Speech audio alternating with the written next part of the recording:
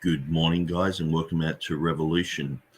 We're going to continue our series. This is part 21 in our examination of TurretinFan's response concerning Revelation 16:5 by Nick Sayers. So I've written a book on Revelation 16:5. TurretinFan is reading through that book. This is a response to a debate that we had, I think, about this time last year. And this debate was basically, it had 10 points against the King James Version. And so one of the issues that was brought up was Revelation 16:5. And so having written a book about that, I felt that I'd adequately summarized that in the debate. And so TurretinFan has been going through, he went through the case of unicorns. He believed that they were a mythical creature that the King James translators were talking about, where I believe I proved that they were the Rhinoceros unicornus, as it was later named scientifically, the Indian one-horn rhinoceros. And so the next debate we had was about Easter, whether Easter in Acts chapter 12, verse 4 was an adequate word or whether it should be changed to Passover. And so I've written quite a lot about this, and my conclusions are that Easter is a word that's not a pagan word, and TurretinFan believes that as well. It's not pagan. And despite James White and some other people do believe it is a pagan festival, we at least had that in common. But he would say that Easter was not made by the early church. It was after the apostles had passed away that it was just a church tradition. And so my take was that it is something that was initiated by Christ when he said, "Do this in remembrance of me." He did that on the Passover, and so the Passover was the shadow. Easter was the fulfillment, and the word Easter comes from the German word for resurrection, Auferstehen or Auferstehung. It means resurrection. This is why people like Martin Luther use the word Oster. And so that's why we believe that Easter is adequate for Acts chapter 12, verse 4, because the semantic range of Easter in that position is post-resurrection. So every other time Pascha appears, which is the word for Passover and Easter, it can mean either one. If you go to modern day Greece, it just means Easter. You have to say the Jewish Pascha to define the Passover. But historically, it's been used for both words. So it's just the context that formulates a difference.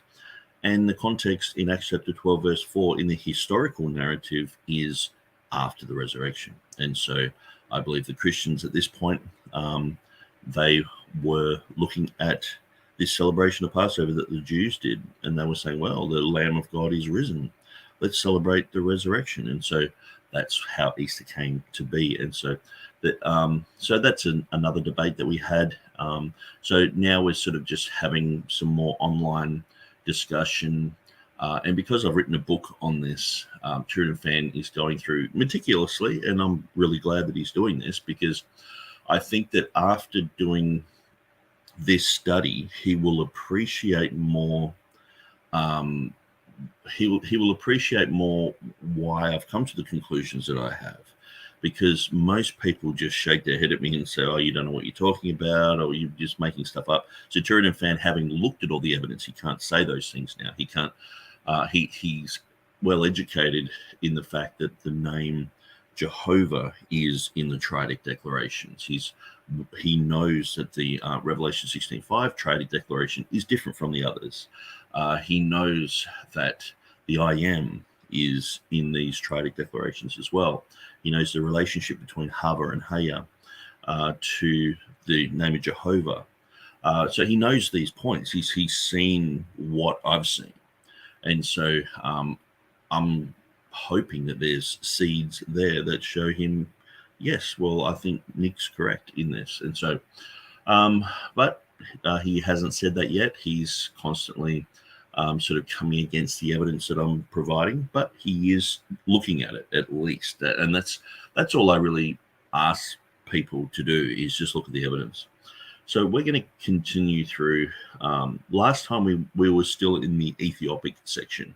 Now, the last video that I did, because I sort of summed it up with this little saying, if you can't tie knots, you tie lots.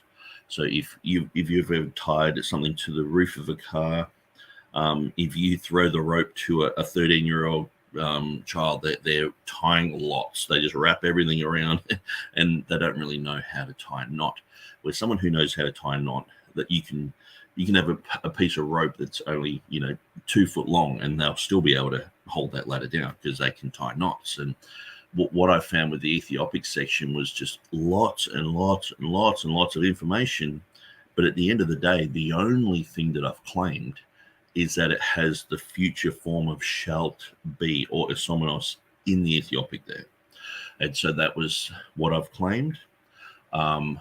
Stephen Boyce, in his debate, said that I was claiming it had the full triadic declaration. I'd never claimed that. In the debate, he accused me of that, and I apologized if I'd ever done that. I went back through all the material that I've ever said or written about it, and I came back to him and said, actually, I haven't done that. But he sort of refused to listen to me. He just called me a stalker. And so this sort of thing has perpetuated with a lot of people, where they're like, you're saying it says the triadic declaration, you're saying this, you're saying that. The only thing I've claimed is that the Ethiopic has the future form of isomenos. Okay, so my understanding, this is my own theory, is that earlier manuscripts had perhaps maybe a marginal note or something written over the top of the one which art and wast and shalt be, where it probably had wholly written on the top of it, or perhaps next to it or before it. And so some of these manuscripts perhaps have the middle form taken out, or the first part taken out. And so this is reflected in all the manuscripts we've been looking at so far. Some of the versions have the latter form. They have is and shall be. Other ones have art and is, but no shall be. Others have you were, the past tense, and the future tense. And so it's all over the place in all these manuscripts. What answers this problem is the fact that it's a name, it's the name of Jehovah, and it's the holiest name in the whole New Testament, probably except for I am. And so that's why people are putting nomen sacrum above it, or next to it, or around that certain place, which is causing people to go, okay, well, I'm going to modify this name in a certain way. And so throughout the ages, now we only have 4 Greek manuscripts before the 10th century of that section of the Book of Revelation. So most of what we're looking at is Byzantine. Okay. The 4 manuscripts before the 10th century don't agree with each other. So we are looking at all the evidence to try and get a bigger picture here. And so I don't think it would be unreasonable for TurretinFan to turn around and say, yeah, I think that we've tried to exhaust all the material that has anything to do with isomenos, future form, triadic declarations, and etc. Probably the only thing I haven't really touched on in my book is the concept of Lord being there. I do touch on that and just sort of have my presupposition that the Textus Receptus is correct, that the word Lord is there, with the critical text and the majority text don't have that there. And so that he's fighting against that sort of tooth and nail all the way, where I'm like, well, I haven't even mentioned that really in my book. But I do have some strong internal evidence for that, because the angel is actually quoting Psalm 119, 137, which has, you are righteous, O Lord, upright and true are your judgments, or something like that. And so it's been recognized that that is what the angel in verse 5 and verse 7 of Revelation 16 is quoting. So it does have the O Lord there. So that's a very strong internal evidence for the inclusion of Lord there. So anyway, that's a few issues that we're going through. Let's jump onto TurretinFan's. So what I noticed, TurretinFan has a blog spot, and he has been keeping it updated with going through Theodore Beza's annotations, etc., looking at different issues. Because he's doing certain other debates, there is a lot of material on this website. But at times, he's looking at things that I haven't looked at yet, which is great because I only provided a certain amount of information. I mean, even what is on the internet. I remember 10 years ago, they were saying everything that's on the internet, the knowledge that's on the internet doubles every 4 months. And so that was 10 years ago. So can you imagine, I wrote this in, I think it was 2015, put it together in an article 2016, and then 2019, I put it down in book form. So even since 2019, I mean, even with that old statistic, you're looking at, 12 times the amount of information probably on this verse is on the internet that I haven't had time to keep up with all this stuff. So, I'm really glad that he's putting all this stuff here because it'll save me Googling around and trying to find stuff. And I had a friend of mine from the Library of Congress. He was sending me information which usually it wasn't really well known. And so they oftentimes are scanning in books and things like that into the internet. So he would find somewhere that says, which was and is and shall be, and he would just send me the link. And sometimes it was only to do with Jehovah, sometimes it was to do with I am, or sometimes it was to do with Revelation 16:5. So I had all these quotations, so I just put them all in the book. I thought, well, the more the merrier, and just like what TurretinFan's done here, really. What I found with TurretinFan, and he sort of has admitted that he sort of missed this. I had in a footnote that some are relative to Revelation 16:5, some are relative to Jehovah and I am, some are relative to all of the above. And so what I found was he sort of skipped by that, and in my book he would go, "Oh, Clement of Alexandria, that's nothing to do with Revelation 16:5. Where does it have Revelation 16:5?" And it's like, well, it's more so to do with the name of Jehovah, that it does have who is and shall be. So we would look at that and look at the Greek of that, the esomenos there, and so like I wouldn't go through his quotations here and say, well, Clement of Alexandria or Gregory of Nyssa, or this, what's this got to do with this, and what's this got to do with that? It's just evidence. And so, and I did have a caveat saying that it is evidence that sometimes points in a certain direction, sometimes it doesn't. And so I think he missed that. So there was probably about 3 or 4 of the videos that he did, which it was kind of painful to go through all that, knowing that he would read the evidence and go, what's this got to do with Revelation 16:5? And it's like, it's got to do with Jehovah, it's got to do with I am and esomenos. But then the next one would have to do with Revelation 16:5, and it's probably not Jehovah I am, even though it is the expansion of I am. But anyway, let's so he's got his latest one. He's starting to go through Jan Kranz's book, Beyond What He's Written, and he's pointing out some things. And so I just zipped through this morning, just had a look at this. So he does mention quite a lot about Erasmus, his annotations. It's mostly just pictures. And so, but that's great. It's got the link there too, so I can go and grab these and take screenshots for myself and put it on my website. Also, he's looking at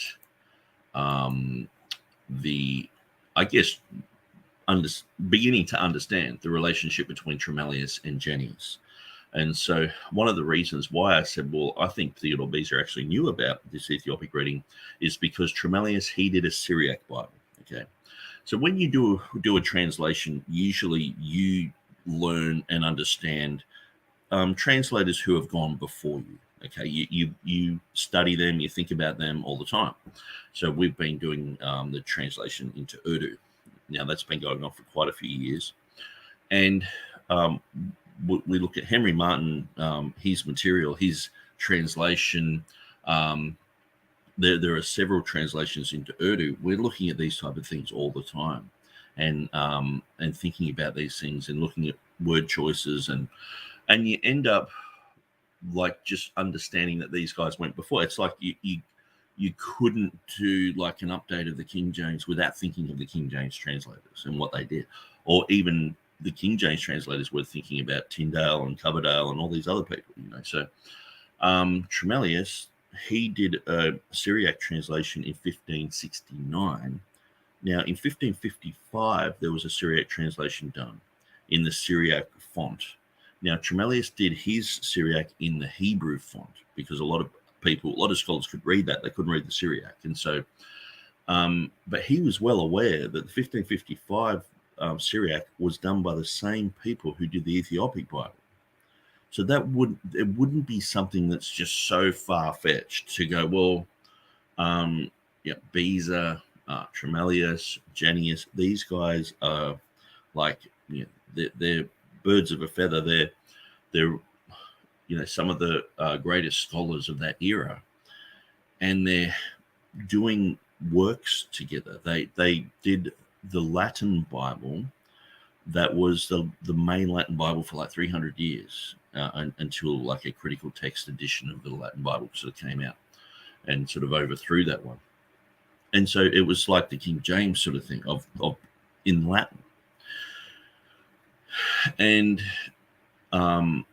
so to sort of say, well, that it's out of the realms of impossibility that Beza had any understanding or any inkling about the Ethiopic, I think he did. And in my last video, I was just pointing out that one of the King James translators was an expert in Ethiopic. So I'm sort of hearing, it's usually because James White says something wrong, okay, or says something that's just something from his mind.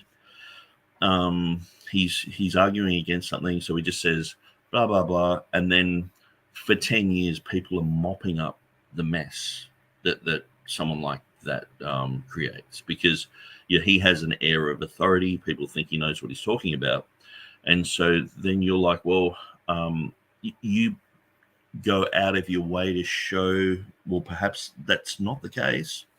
But because James White said it, it's like the magisterium has said it. It's like when you're debating Catholics and they're like, well, the Pope said it, what do you do with that? And so, these James White and a lot of other people, they say things. The Bible talks about in the book of Daniel, they'll wear down the saints. And you become weary of just going over and over and over the same errors that just some guy on a podcast, on a parachurch ministry podcast just goes blah blah blah and doesn't back it up, and everyone just goes, yeah, that's true.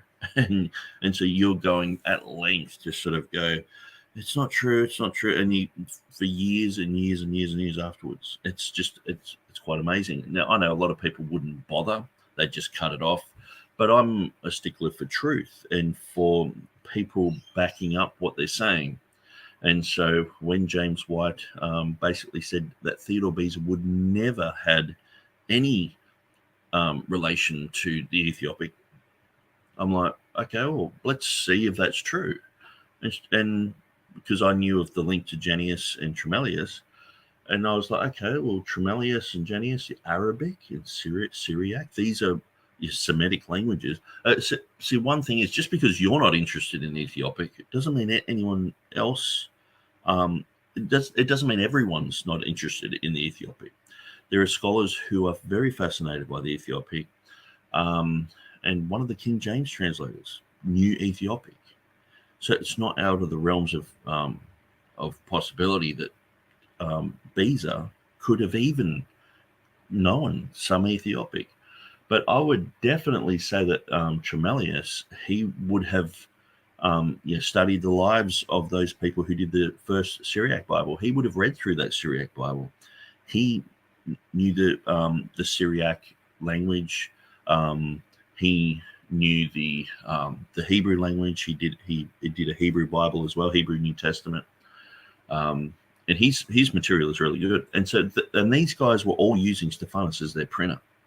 So you've got to understand this whole web of people in Geneva knew each other, were hanging around each other, were mentored many times by, like, and you've got to understand that Beza isn't just some guy in a room by himself, like, hey, Beza, we want another edition of that New Testament. It's like, oh, okay, you know. He's one of the main guys in Geneva. Calvin was the main guy, and Beza took his place. So he is like the dude. He's the man. And so when you read of the relationship between Tremellius and Janius, you would say that these guys were very active in sharing scholarly material between each other.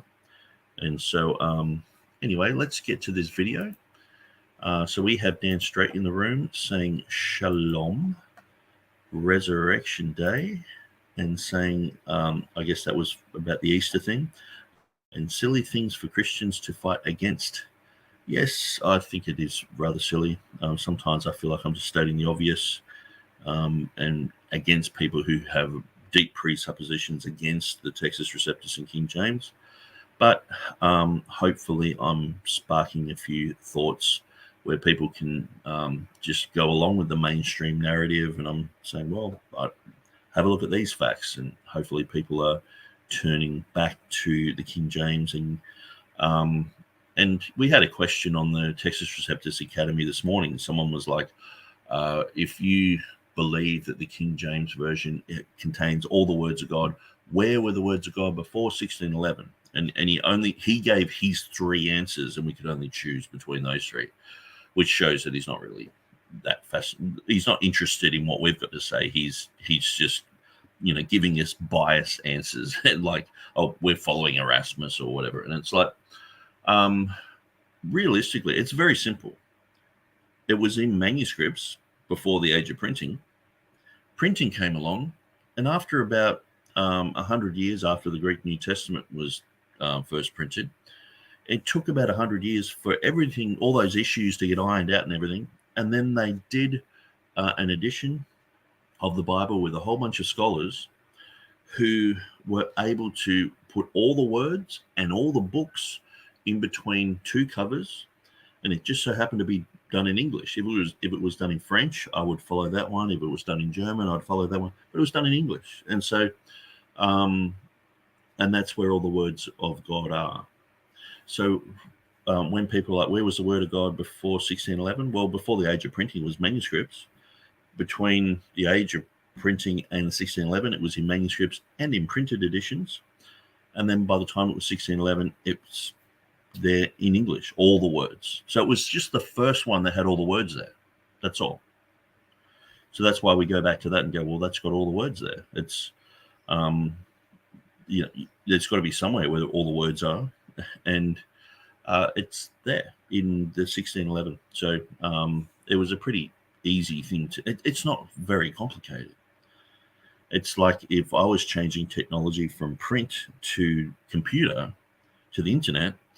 Well, someone put the King James up on the internet at some stage, maybe in the 90s. They probably copied and pasted from some Bible program or whatever, but I'm sure there was a few little errors here and there and a few misspellings, but there would have been some point in time, maybe like 1998 or something, where someone just nailed it and went, that one should be a full stop, not a comma, or that one should be capitalized. There we go.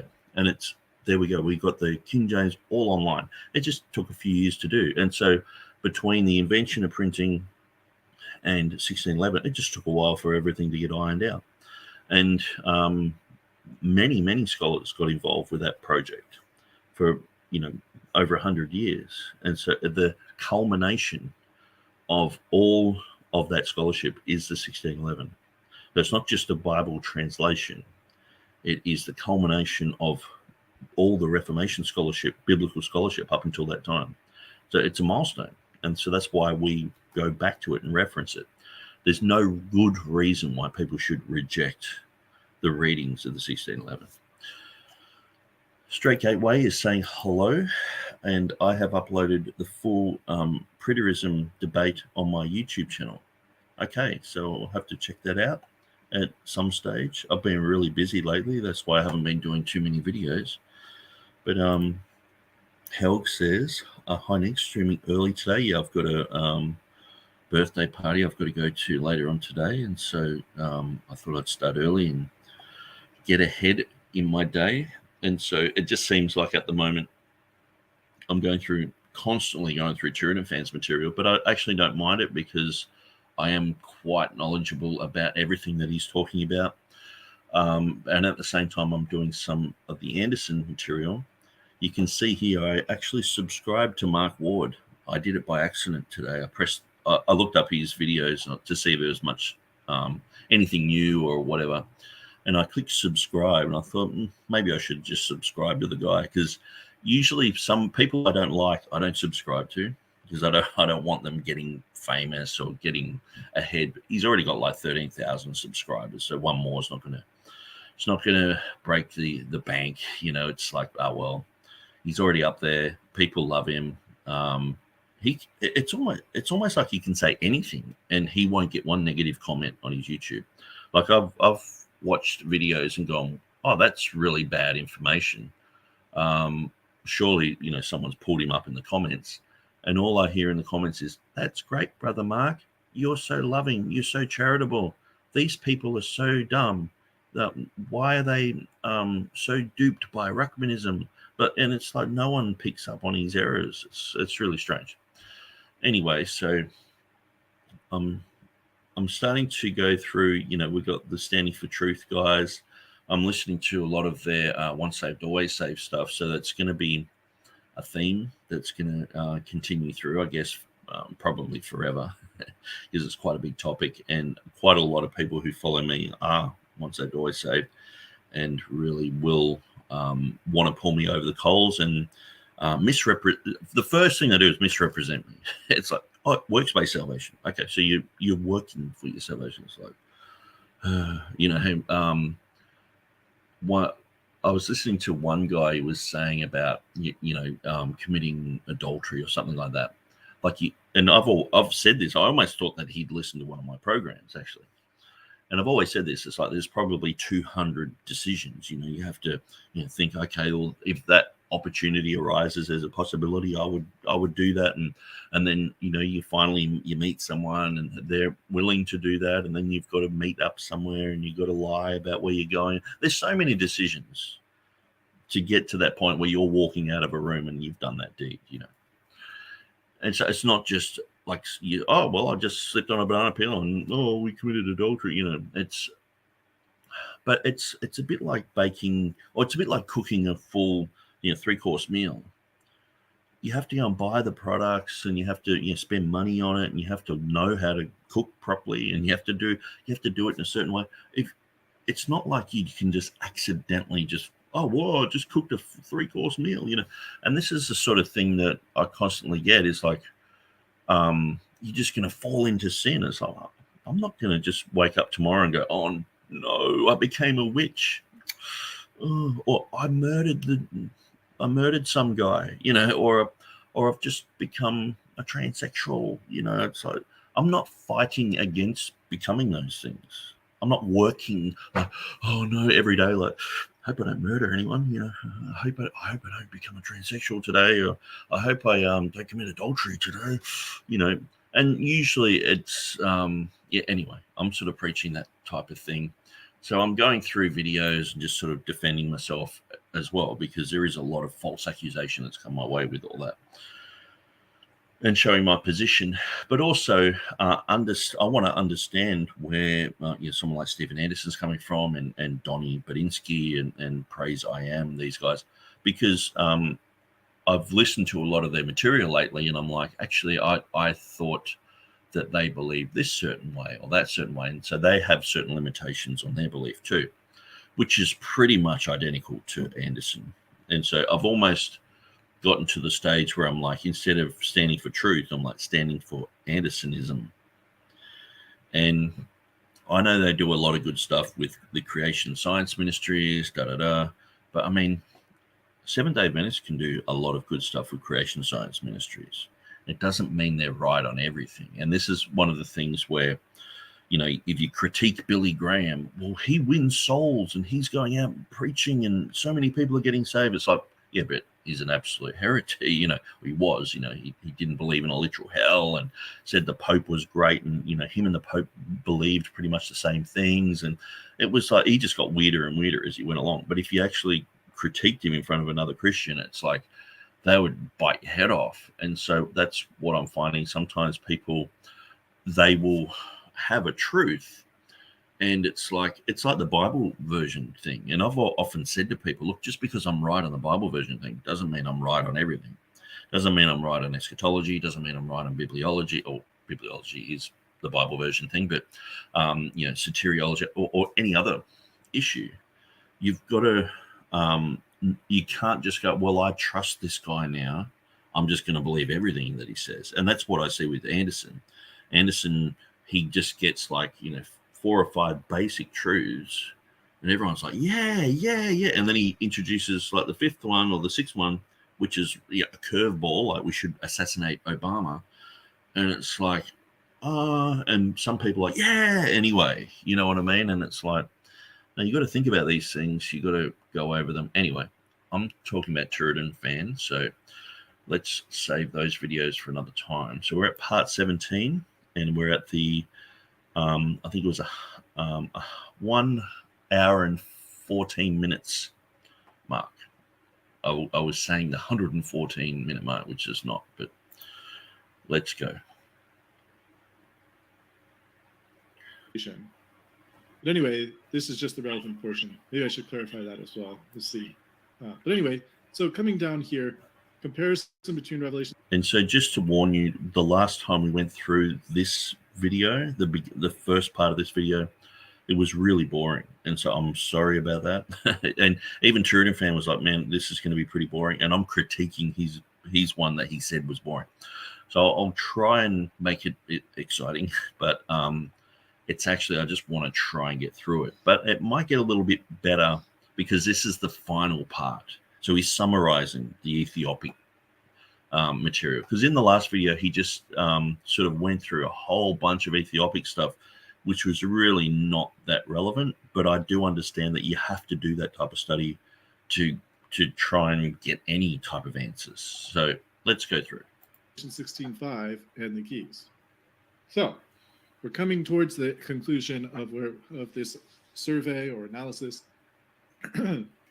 When we look at the Greek at Revelation 16:5 and the Ge'ez at Revelation 16:5, we need to see what happens.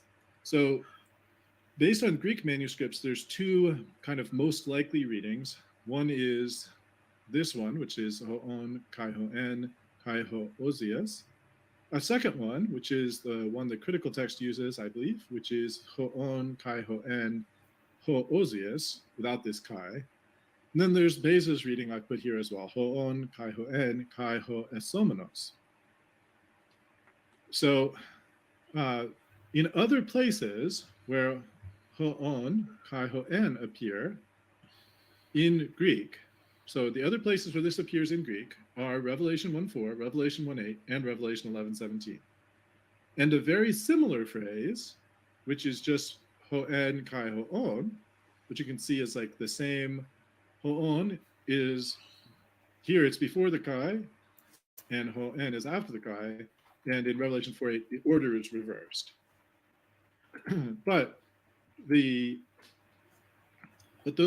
phrase, whether found in this, this form or in the opposite form, in all of those places, Ge'ez uniformly translates using this expression, which means which is and will be. Or at least I say it means that.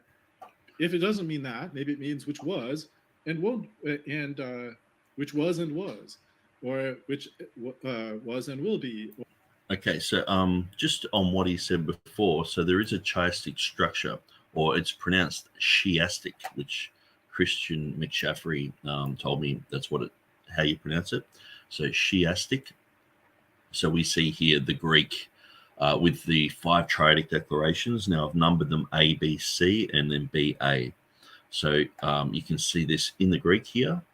the pattern. Now, in English, you see, which is and which was and which is to come, etc. And so what I've done is showing the tenses. It has, they all begin with the present tense, the past tense, and then have the future tense. But in the middle, it has the past, the present, and the future. So that's usually the way that we say it. We usually say the one which was and is to come. But that's actually Revelation 4:8. And so the two before it and the two after it have the past in the center, okay, and the present tense at the beginning. So is, was, and is to come. So this is a chiastic structure, which I think is a very powerful presentation to show the like, I'm not into Bible numerics or anything like that, but I do think that this is a very powerful thing, because it does show this structure where you do have the present, past, and future twice. Then you have the past, present, and future in the middle, and then you have the present, past, and future in the last two twice again.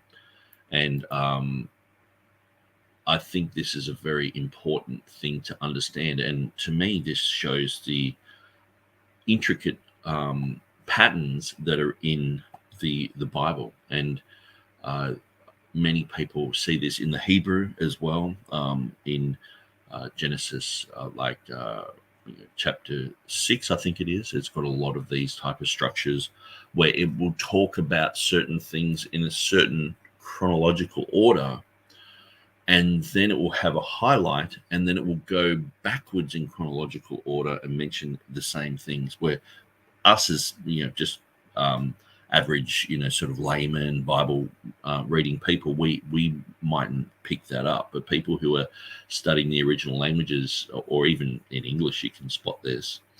But you do see these type of patterns. And so if you look up the chiastic structure, it's quite an interesting concept. And so we can see Shayaz, I'm not sure exactly how to pronounce this, chiasms, I think it is. Chiasms in the Hebrew Bible. So Genesis 6. So yeah, like say Genesis 6, it has Noah and his sons. That's the A. But then that's the last thing mentioned in chapter 9, verse 18. So all life on earth is the B, and then all life on earth is down in 9:16. So it builds up to, God remembers Noah, and then it builds back. And so it's quite an interesting concept. I didn't know much about the chiasms. Chiasms, actually. No, it's chiasm, because it was a bit like the Greek word for and, the chi, and so chiasm, which makes sense. Chi. Yeah. So here we have mini chiasms. So there's a Wikipedia article on that, and there's quite a lot on the internet about it. I really need to know a bit more about that, but I think it's quite a fascinating thing to look at. It has this symmetry, and it does appear in just secular literature as well. So in the Iliad, the Odyssey, you have these type of patterns, which is quite interesting. Okay, so let's go back to that page and let's continue the video. Or whatever it is. But anyway, it's this phrase. This is the phrase that equates to this statement. It doesn't, the English, which is the correct English translation, is somewhat of a moot point. I think that's wrong, because the ha'un kaho'en, which means the one which is and was, that does not equal which is and will be. It doesn't have the future form here in that Greek. Okay, so he's pointing out that it appears, that's obviously the two forms here. And usually on the other triadic declarations, which I'll just pull that page back up that I had, you can clearly see it has the ha'on, kaha'en, kaha'ekomenos, the ecomenos makes it the future form. And so in the final triadic declaration, it has kaha'esomenos, which means shalt be, not is to come. So having, like TurretinFan just said, which is and will be, the will be is a future form. And it does not mean is to come. Is to come is an event. It's like saying Christmas is to come. You know, you the one which was and is to come. It's the past, the present, and Christmas. Where one which was and is and shall be or will be is the past, the present, and into the future, eternity future as well. You know, sort of thing. So there is a difference between the first triadic declarations and the final triadic declaration. That's why the books, my book is called Beza's Expansion of the Rare Nomen Sacrum Form of Jehovah, and I am in the final triadic declaration. So when TurretinFans say, okay, this here in Greek equals this, I don't think so. And from my understanding of the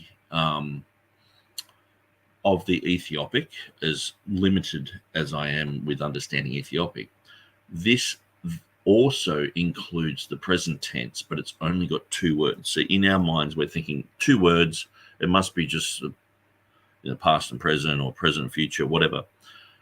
But from my understanding, this does include the past, the present, and the future, because it appears in all of these triadic declarations. Now, I've done a little bit of Ethiopic work on my site here. So let me see if I can find that.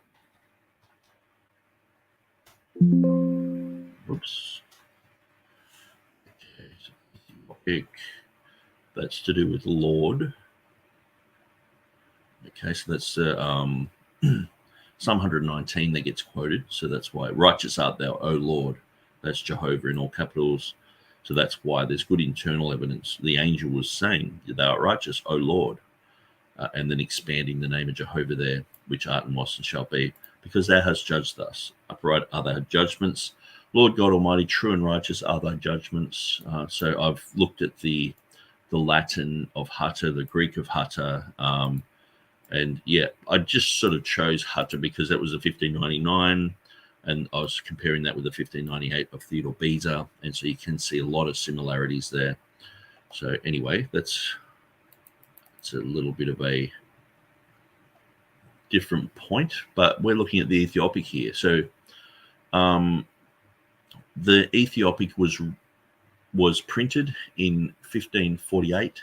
It was completed. There was certain parts of it in 1548. It was completed in 1549. And the same translators who did that did the Syriac Bible in 1555. And Tremellius, good friend of Theodore Beza, did the second Syriac version in 1569.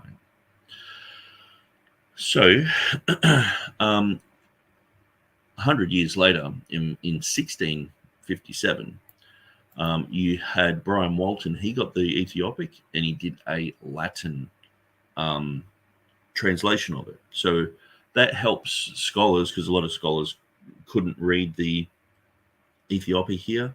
So that helped scholars to understand what was being said here. So there was a guy called Brian Loftus, and he gets criticized quite a bit about that translation. But at Revelation 16:5, there's no real reason to bring that up. It's just one of those things where it's like you might be saying, well, Codex D, James White calls it like the paraphrase Bible of the early church, and it's got lots of mistakes in it and all the rest of it. But you might find a certain passage and it doesn't have a mistake in it. So there's no real, like, you bring it up, but it doesn't, if it's not affecting where you're at, it's not really relevant. And so I found Elijah Hixson, Stephen Boyce, these guys were bringing that issue up, that it's been poorly translated. Apparently Scrivener said that. And like to sort of say, well, Revelation 16:5 is not translated properly. And it's like, no, you can just read it, and you can you can match it up with the other triadic declarations. So when we see Revelation 1:4, we have these words here. Okay, so what we can see Revelation 16:5, it has this different form, just one extra letter. But to me, this equals which was and is to come, as does these other ones. And then we see Revelation 16:5 is like this, which equals will be or shall be. And so what I've done is I've shown you have the word for Lord, which is basically the equivalent to the Hebrew Jehovah, or in the Greek Kurios. So you have the word Revelation 1:8, you have Lord, and then you have these words here. And you have Lord here underlining green, you have the red here. Verse 17. So this is Revelation 1:4, 1:8, 4:8, 11:17, and then 16:5. Okay. So we see, where usually where the Lord appears, you see these words here. So I kept looking around at these other words, and it didn't seem to make much of a difference. So I was looking at these other words and how they were related, and so I sort of came to the conclusion that that this equals the Latin that is translated as that was and will be. Well, actually, when we go through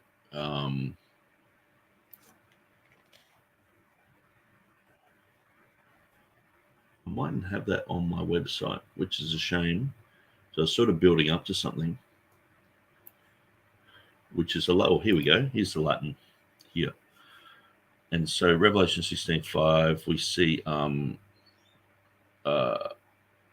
Domine et rectus qui fuisti et eris,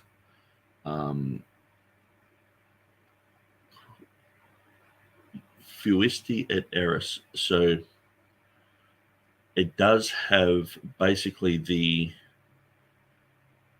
past tense and the future tense. But what's interesting, in the older forms in the Latin, now I might even have to get this Latin up. Perhaps TurretinFan's actually already got it here. I'll just make that a bit smaller.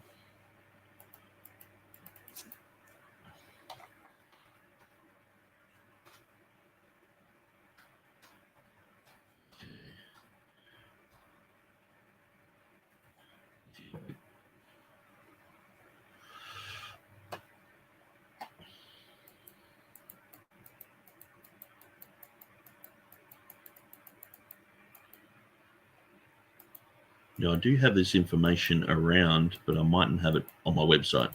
And that's one of the things. Sometimes you do a debate and you've got it all on a Word document somewhere, and getting that across to a website can take a whole day. So it's like, it's just all a matter of time.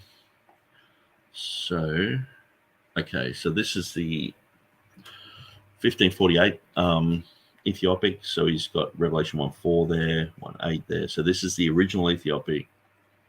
That was printed. Then we got the Walton's Polyglot. Okay, so we do have the Latin text next to it. So I might see if I can open that in a new tab. Now it's pretty blurry. But we do have the three parts here. The qui est, the qui eris, and the qui venturus est, which to me means the one which is and was and is to come. And so which is modified by these two words. And so, yeah, it's an interesting thing. I've got to study more into that. But at the end of the day, it does have the future form at Revelation 16:5 in the Ethiopic. That's the only real claim that I've made. As far as having, past, present, future in these other places, other triadic declarations, it's like, okay, that's all fascinating. It's all interesting. Now, TurretinFan does have Okay, so he's grabbed this information here with other Ethiopic editions. So it's very helpful. That's going to be something that I'll probably put into my website as well and look up these things.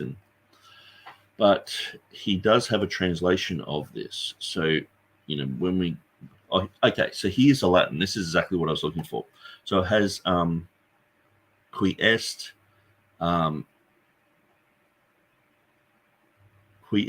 et erit, qui venit, and venturist est.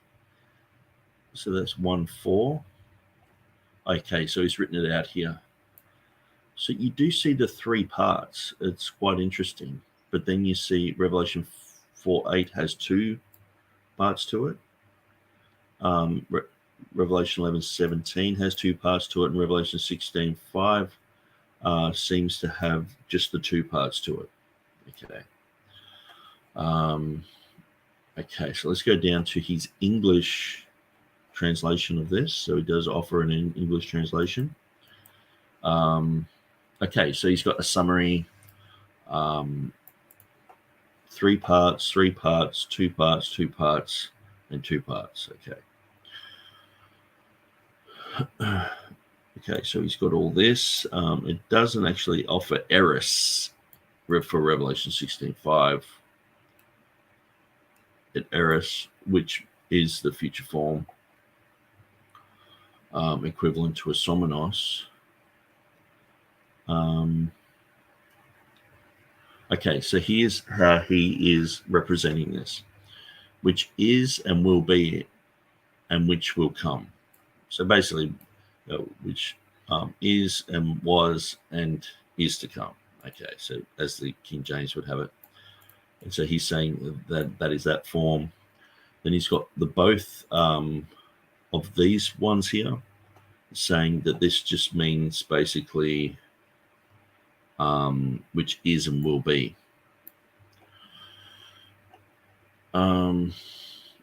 See, I'm just not sure about that because, I'm not sure why it's the future form there.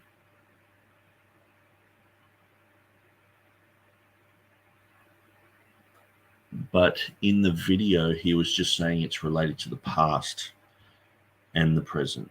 Okay, so that's where I guess I'm getting a bit confused with the way that he's seeing that this equals in the Greek the ho'on kai ho'en, which it doesn't seem to be. It seems to be the ho'on kai ho ekomenos, and leaving out the ho'en section. So I think this needs to be tidied up a bit. Which is and will be, and then Revelation 16:5, who are and will be. Okay.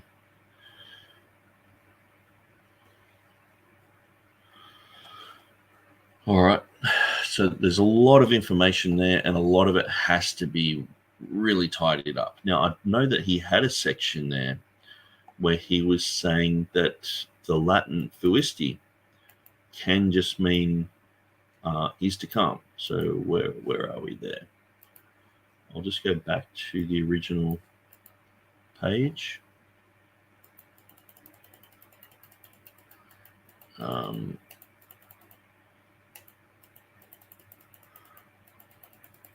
think it's after this article.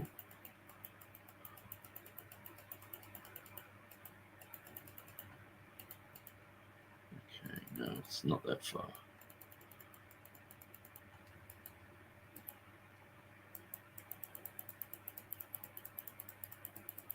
Sorry about that. Oh, might be 1 second. Okay. This one. Futurus. Okay, so I was looking at fuisti, which is not futurus. I'm saying the wrong word. Futurus and to come. So to me, the futurus is akin or a synonym to et eris, which is the future form. Okay. Now he's found some information here that says is to come basically is that erchomenos can be translated, or futurist can be translated as shall be, sort of thing. Yeah, here it says to come may equally be rendered is to be. And I was like, I'm just not sure about that. And then then he's got the works of John Owen, and he's talking about Jehovah, I am, etc. But he does have quite a few words about this issue, saying Ha'on, he who now exists, he who has existed, and then while homenos means qui futurus est, he who is to come or is to be. So is to be is equivalent to homenos, you will exist in the future. So the Greek form emi affords indeed a future participle viz esomenos, but then the Hebrew verb that's haya has probably none such, and therefore I think that's a Baith Haba is used in the place of it, which our text intimates. So he's going through the details there, but it was interesting going through Hutter's material, because a lot of what was expounded was sort of like it looked like it had I am, and I am sometimes 3 times, and it's like, how are you getting past, present, and future from just that, you know? But I'm not fluent in Hebrew at all, and so that's where, you know, I leave that type of stuff to the Hebrew experts. But anyway, let's get back to the video. Because we're trying to figure out what's the geese that corresponds to the Greek. So the English, you know, we could take it or leave it, but this is the corresponding geese to this phrase. But the challenge here is the only difference between these phrases, between this phrase and what's found in Revelation 16:5 is that kaf is added, which I mentioned here. This kaf is added, and you'll notice that's not here, but it's added. It just makes it you. So the angel says to the angel is saying to God, "You who are," instead of "which is," like a third person reference. He's speaking to God, so he's using the second person in this translation. Now that doesn't map up well to the Greek, because the Greek's using participles with articles. Geese doesn't have articles. It doesn't have participles that work the same way as Greek participles. So it's kind of a rough and ready translation. But anyway, we have this, at least we have this phrase that we can say in the other places that it's found, it means this, but that's common to all 3. And then it's the suffix that's and so what I'm saying there is that is wrong, because that means which is and will be. If you get the Greek here, this is the present tense ha'on, and then the past tense kai ha'en. So it's present past, that would be you are, you were, where here it says which is and will be. It's the future form, and that he's saying that equals that Greek, but the Greek doesn't equal that. And so that's where I'm like, it's quite confusing. And so but this is really the sort of the crux of the matter for what TurretinFan's trying to bring out. But at the end of the day, for me, it does have the future form at Revelation 16:5. So that's all that we're really concerned about. But, you know, we're going through all this other stuff, and that's fine. Added. There's no way to suggest that it has a different Greek text based on the suffix. That suffix seems to represent the and I'm terrible at pronouncing this, but this "you are," the Greek word for "you are," ai, or I, which is immediately before this text. So, therefore, this is a direct address. It's saying "you who are," not "you," and then talking the third person about God. So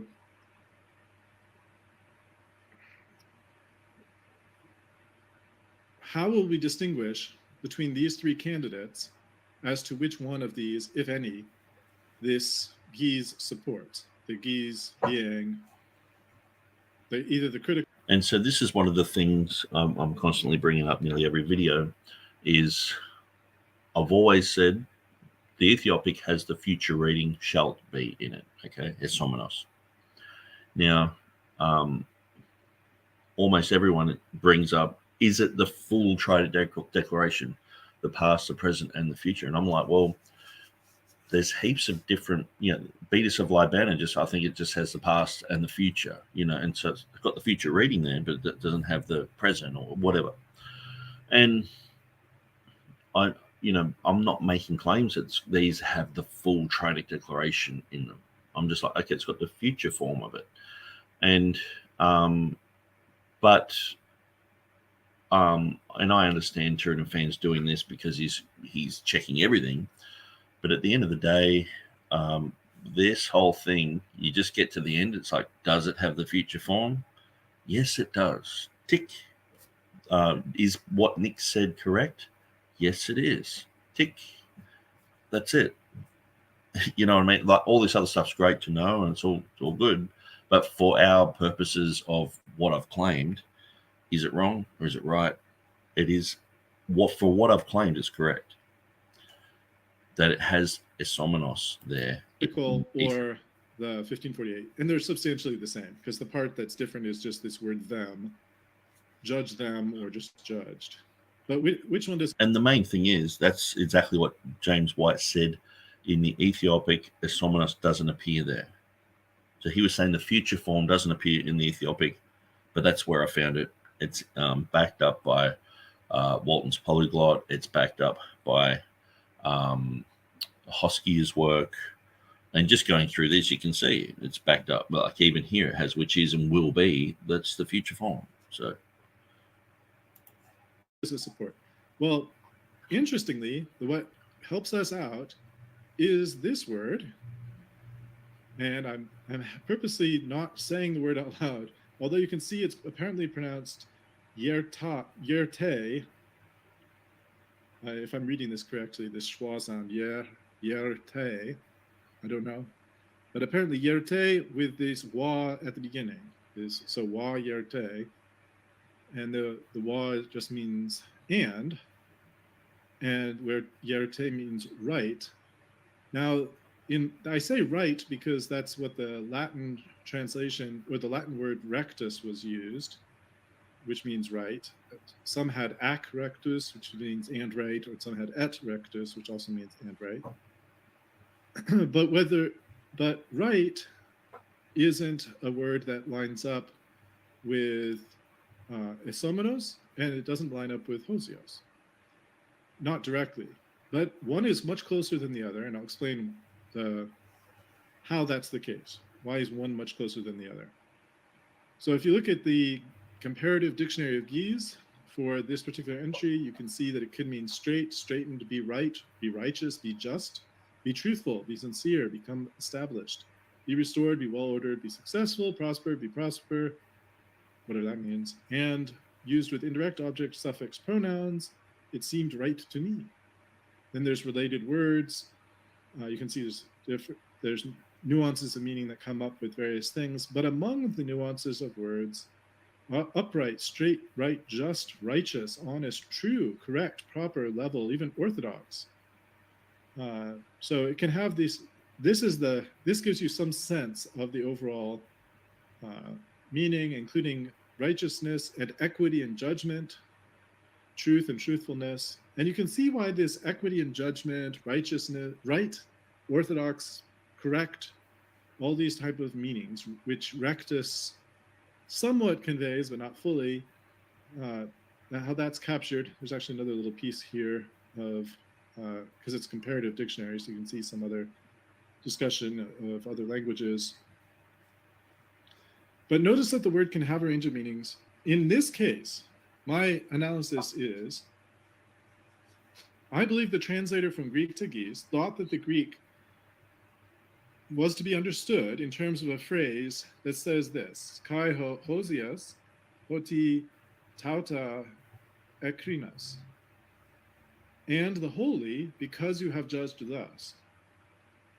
And therefore, he's translating this as holy, hosias, as right or true, or even as righteous, in view of the correctly judging. In other words, he understood this phrase of Greek, or what he broke it out as a phrase of Greek. I don't see that at all. I'll just show you the verse in. I've got this my own page open. I can jump there. I mean, in the King James, it has "Thou art righteous, O Lord." So he's sort of saying that's related to holy. I just see it says "Thou art righteous, O Lord." It's talking about being right, correct, and all the things that he just mentioned. It's in the King James. It's in the Textus Receptus. "Thou art righteous, O Lord, which art and wast and shall be."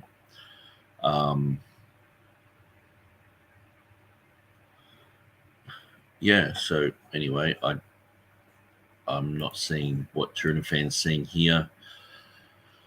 That Ozios, therefore translated Ozios as right and true. Like, to me, like, because Ozios isn't in the Ethiopic, he's trying to explain why. Or actually, I better double check that. I'm not sure if it's in the Ethiopic there. It could well be, and it would be something that I've written down. Let's have a look here. Justus et Domine. So that's just translated, righteous are you, Lord. Et rectus. Okay, so et rectus. So that could be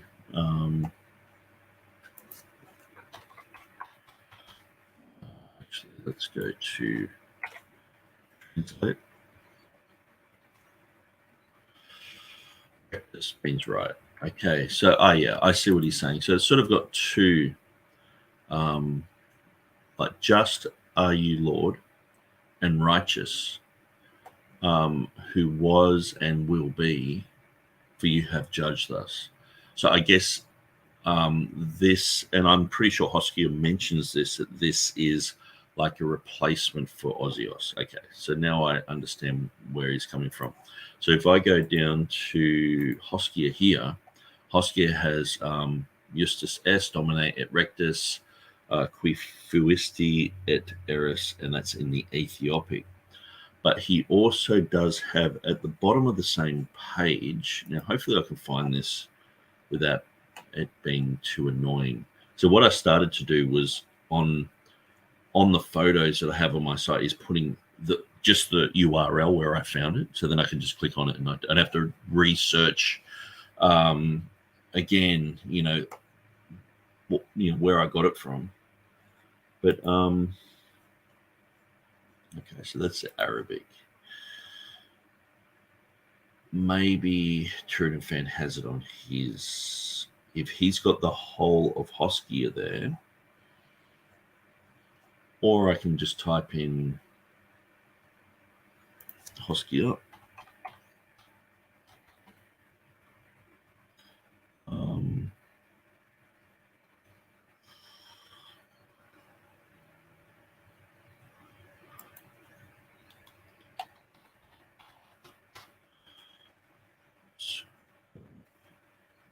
Concerning the apocalypse, it's pretty easy to find, so hopefully it won't take too long, or rob all my bandwidth and it starts dropping out.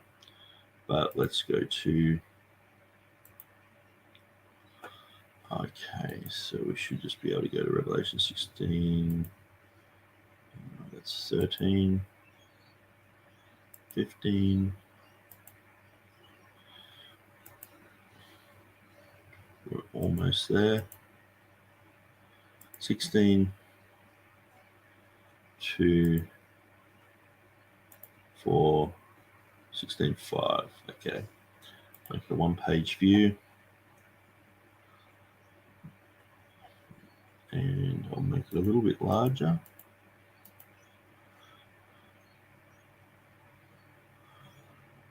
So you can see here the Justus S2 Eterna. Oh no, that's the Arabic. Sorry.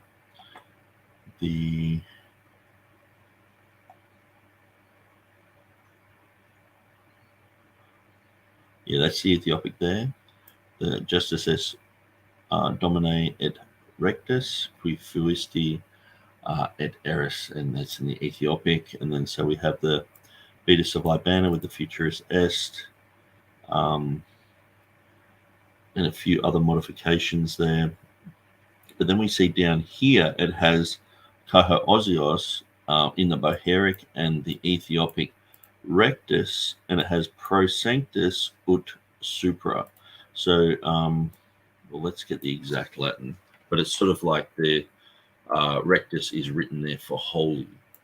Okay. Oops, that turned out strange. Rectus pro sanctus ut supra. Rectus.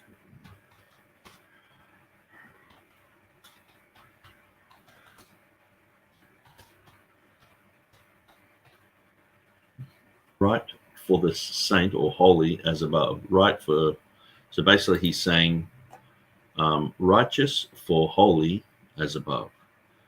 So that's where he thinks the holy appears in that work, in the Ethiopic. So before the Trident Declaration. So that would be hard to explain unless it's a sacred name, the whole name phrase could have been it could have been a marginal gloss that was pointing to that, or it could have been written above it, or it could have had certain Greek manuscripts could have had certain places where they modified the sacred name. And so but yeah, it's very interesting. Hoskia points that out. So let's just move on from there. To be saying that God is just and God is right in his judgments because he is judging correctly. And therefore, rather than using Hosias, which usually means more holy, he has instead used a word that means right, rather than a word that would be more typically expressed as holy. Now, what about Hosias? What does Hosias? So that's interesting because in Beza's Textus Receptus and the King James, the holy is substituted for esomenos, will be, okay, the future form. But in the Ethiopic, it seems like the holy is substituted for right.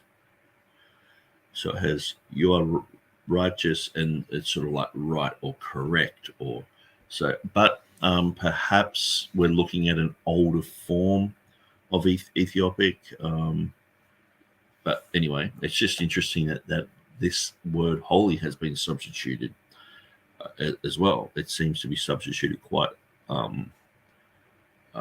in as much in the same way as it was substituted in the King James by the future form, but it's sort of like a completely, not a completely different word, a word that could be relative, but it has, I guess in a sense, I'm saying there's a substitution here, which is the holy gets completely substituted by esomenos in the King James and in the Textus Receptus.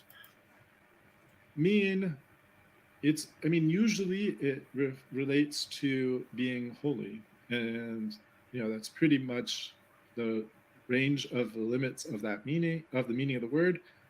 Is it unreasonable for him to associate being holy and being righteous and being right? Well, we often make a similar kind of conflation between holy and righteous in English. It's not impossible that somebody without having a perfect understanding of Greek could understand that being holy, it means like following God's law perfectly or something like this. And therefore, if he thinks that it's following the law perfectly is being holy, you could understand how that could lead someone to using it, especially if he's seeing this as a phrase of you're holy, because you've judged us. Well, this could actually be the Old Testament quotation that I point out, mostly to sort of prove that Lord was there in the psalm that they were quoting. But when you read this, righteous art thou, O Lord, and upright are thy judgments. So perhaps it's the uprightness there that is being spoken about. In the King James Revelation 16:5, it has, thou art righteous, O Lord, which art and wast and shall be, because thou hast judged thus. And so I guess you have judged correctly, rightly. In verse 7, where it's a continuation of an angel talking about this, Lord God Almighty, true and righteous are your judgments. So true and righteous. So we see some of these words here. The dikaios, which is the righteous. 137 it starts off with dikaios. So that is, righteous, which matches up here. Righteous, ekurie. Righteous art thou, O Lord, and upright are thy judgments. And so I underline words that were of similar, like Revelation 16:5, dikaios, kurie, e. So it's very similar to Psalm 137. Then you have, this would be under the banner of Lord, because it's an expansion of Jehovah.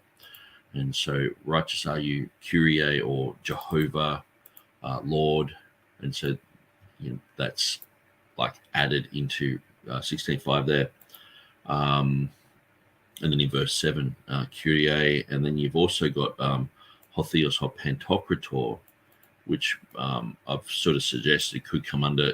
These are all just sort of titles for God, but then it has a dikae here, which equals righteous. Okay, so it's very similar to the dikaios, which is translated righteous here, but it's righteous are thy judgments, or correct, or so it's an interesting concept. And then we can see this in Latin, the justus et domine, judicatura. So we see in Revelation 16:5, justus et domine. So then we have the expansion of the word Lord there, some more expansion of Lord, and then we have justa, judica tua. So very similar wording there in the Latin between Hutter's Psalms, because it was hard to find people who had done. Well, Hutter's work was very easy to go through. Now, I should really, because it's an unfinished project, I should really go through and put the Hebrew there as well, because it's quite fascinating. That's the name Jehovah there. But sometimes you can see certain words matching in with the Hebrew as well, like especially something like that, which is Hutter's Psalms. And in my book, I have Hutter's New Testament there. So that's quite interesting. And, I guess it's the type of work which, it takes a long time to go through, but you learn so much from all this. And sometimes you put all this down, you don't really know what it all means. You just like, well, there's similarities there. And it was actually Luke Carpenter who pointed this out, because I'd written my book, published it, and then he was like, oh, did you realize that the angel's quoting Psalm 119, 137? I was like, yeah, that should be something I should know. And so I started studying into it, and I was like, wow, there's so much similarity between Revelation 16:5 and 7 with Psalm 119, 137. So I just started to go through all this. And this was I just thought I'd go through Hutter, Beezer, but I could probably go through a whole bunch of different things. But I just thought I'd just point out the basics of the similarities there, which, 137 has thou righteous art thou. 16:5 has thou art righteous, and Revelation 16:7 has true and righteous, and it has O Lord Jehovah. Then it has O Lord, which art and was and shall be, and then 16:7 has Lord God Almighty, and then it has upright are thy judgments, and then it has because thou hast judged thus, and then it has true and righteous are thy judgments. So it's interesting, and there's probably so much more to all this that I haven't seen, because I wish that I was fluent in all these ancient languages, but unfortunately I'm not. And but I'm putting all this here as a bit of a taster for someone who knows these languages well and can go through and say, yeah, well, actually this relates to this, and this this is a certain participle here that relates to the Hebrew here, and this and that, and the intricacies of God's word. And so I'm just sort of like the plotter who just puts all the building blocks there, and I'm the one who builds a stage, and I'm not the band. I want the band to come along, and the jazz band to come and do some fancy stuff over the top of that. And some people do that with some of the work that I've done, like that whole concept of the chiastic structure that was pointed out to me by someone on YouTube, actually. When they pointed that out to me, I was like, man, that's absolutely amazing. But if I hadn't already put so much work into all this, I wouldn't really understand what the chiastic structure is. So Matt Singleton is in the house saying, hi, Nick. So let's get back to TurretinFan. That he would be thinking that this means that the person is righteous because they judged rightly, and that would be an explanation of how he could end up with the translation he ended up with. Now, how you would get it from a future tense to right, I don't see any logical path there. It's not, and this is key, it's not an exact translation. And however, if my analysis is correct, and I think it is, the Gies here's a witness to reading number 1 above, which is, well, I've summarized it here. Hon kai hoen kai ho osis. So while this is not the Nestle Aland 28 reading, because the Nestle Aland 28 reading omits this kai, it's supportive of a variant that exists in a substantial minority of the Greek manuscripts. Also keep in mind, it's not necessarily an exact translation. So Kai may have even not been present in the exemplar and just supplied to provide meaning. So translators do this. Sometimes they supply words just to make the meaning more clear. And some people have said that without the Kai, it's hard to understand the text. So, well, I think even in English, if we have 3 things, and you probably use the Oxford comma in this type of structure, but you have, bananas, apples, and mangoes. You use the and there, and so and sometimes in the Greek they'll have the K there all the way through. It'll have and apples and bananas, and so we tend to drop off the conjunction, and so but sometimes I guess in other languages it could be even reversed, where you have the and is just simply not necessary at all. But in English we usually have it.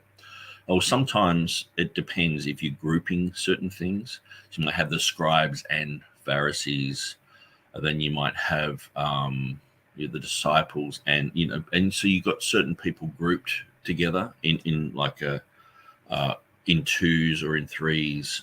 But usually when you're talking about things that are similar, like I was just mentioning, fruits, apples, comma, bananas, comma, and mangoes, so, but you might have in the Greek the K going through before all of those.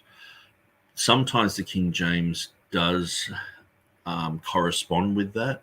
So you might have in Revelation, it might say, and from the north this, and from the south this, and from the east. And so say in the New King James or in the one that I've done, sometimes the and is dropped off because it's not really how we would speak in a modern vernacular. It's very faithful to the Greek. And I guess in 1611, there was no problem with that. But just the way that we speak today, we tend to drop off a lot of the ands and only have it as a conclusion, or if we're coupling things together. It may or may not represent 1 versus 2, but it's either 1 or 2. It's not erkomenos here instead of, or isomenos here instead of osios. It's just not, there's no way to get to isomenos from what we have in the actual text here. Okay, so he's just basically said that we've got this this word here, which I'll show you. So this is where I'm in complete disagreement. So let's just go up to the Ethiopic.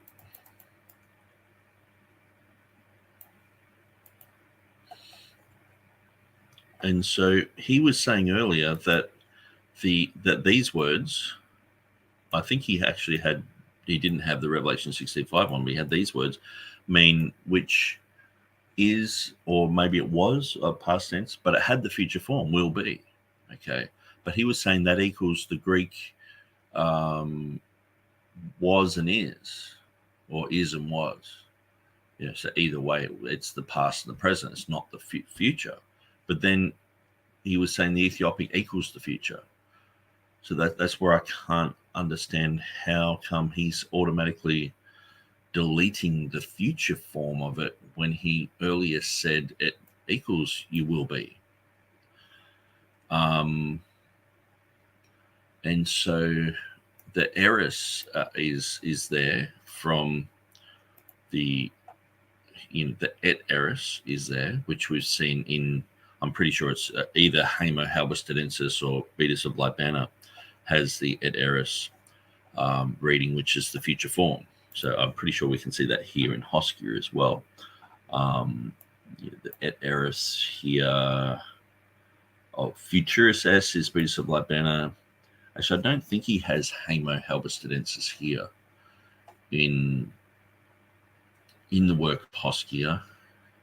So it just has Beatus.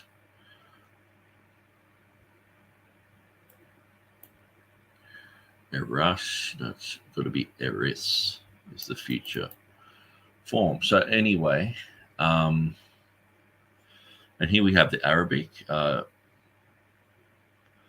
which has Eterne, which is interesting, which is Ha'un Kaho'en.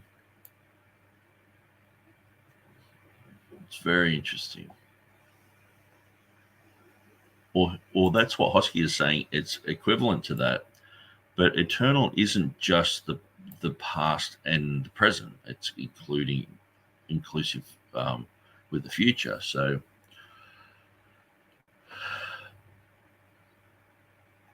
but what TurretinFan is saying here is basically I'm not sure how I think he's made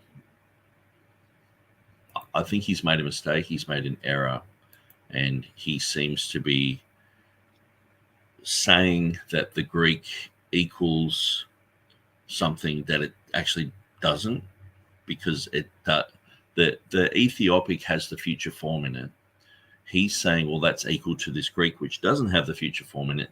And then so later on, he's saying, well, the past, the present, and holy, and saying, look, this backs up with the NA28. And it's like, well, that's not what the Ethiopic says there. The Ethiopic clearly has the future form, and you showed that earlier. So I think you've sort of befuddled yourself a little bit, where you've sort of I understand where you're coming from with this osios being perhaps related to dikaios, or perhaps they've seen this osios reading. Perhaps the osios was there and they've translated it in a certain way as true, righteous, whatever. or perhaps it's internal from the Psalms or whatever. But to say that there's no future form there, clearly earlier you were saying there is a future form there. And so I'll just quickly grab your website here. Where are we? Actually, I think it's next to it. So I might just pull that as a separate page. Makes it easier. That way we can keep that one there. So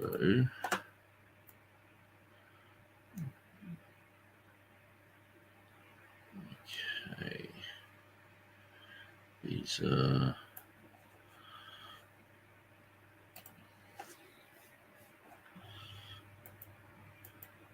just we're quite a fair bit behind. Okay, so yeah, that's where Hoskier has his other material. Oh, that's a different verse, actually. Yeah, so here we're looking way back here in October 23rd. We're like a month behind. So this is what he's looking at. But it was very clear. I might just type in will be.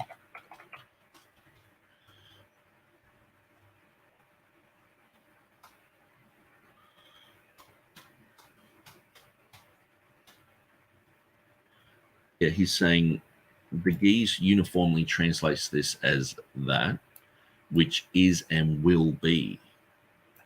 And I just can't understand how, like, the present and future come from Ha'on, Kaho'en, which is the present and the past. So this is where I think he's muddled that up. And so then he's come to his conclusion and he's like, well, it doesn't have the future form, where clearly he's saying that this means will be, which is a future form. So, and yeah, clearly it's translated into the, it's translated from Revelation 16:5 here, who are and will be. So I can't, so it's in the 1548, and who are and will be. So it's the present and the future. So to me, if anything, like, I'm not sure of the intricacies of Ethiopic, but one thing that I would say is, well, okay, where's the past here? Okay. And perhaps the right, so we're like, okay, looking at the right, saying perhaps it's holy and, being translated like that. And so Hosky is saying, holy and has been translated as right there. Well, perhaps that's taken over and a substitute for the past tense.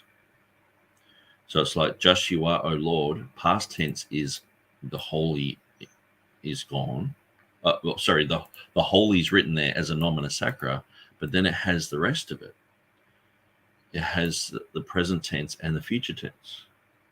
So that type of understanding would easily be described in my model, that this is a sacred name, and that there has been sanctus, holy, whatever word in whatever language, in Greek or Osios, put over this. So where some people are putting it over the past, some people are putting it over the present, some people are putting it over the future. And then in the Byzantine era, it just became mostly over the future form. And so that type of thinking would be an avenue that I would go down, and I would look at that. But then we're looking at the intricacies of the Ethiopic language. It's a very difficult language.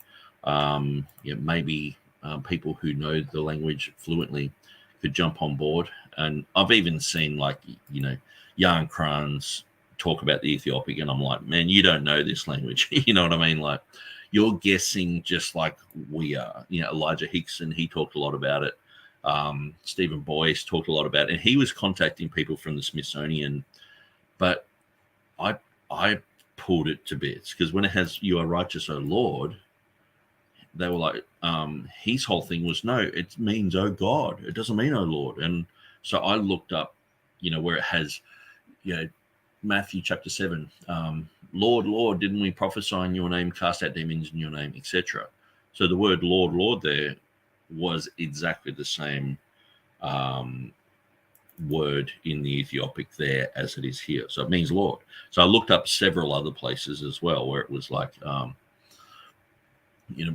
called Jesus Lord, is accursed or something like that. I can't remember the verse, but it was specifically Lord and not God, and it was the same word. And the more that I looked it up, I was just like, no, the guy from the Smithsonian just messed up. But he's an expert in Ethiopic. and this was like Stephen Boyce's like main point, that I got, Lord there equals God, not Lord, sort of thing. And it's like, no, it does mean Lord. So yeah, anyway, let's go back to TurretinFan. So that's my conclusion. I know the TR defenders will not necessarily welcome this analysis, and it's not so much that I don't want to welcome it. It doesn't seem like to be a good conclusion. So anyway, I would suggest that if the geese is the present and the future form, why are you saying it in the Greek it equals the past and the present form? And then you're sort of overriding pretty much, you're saying it agrees with the NA28 reading and has the Osios right at the end, where it's sort of at the beginning, and and the past is not there in the geese. It's just the present and future, but it still has the Osios, but it's it looks like it's taken over the place of the past there. So that would explain that people are putting a nomen sacrum type of thing over the name of Jehovah there, and they are,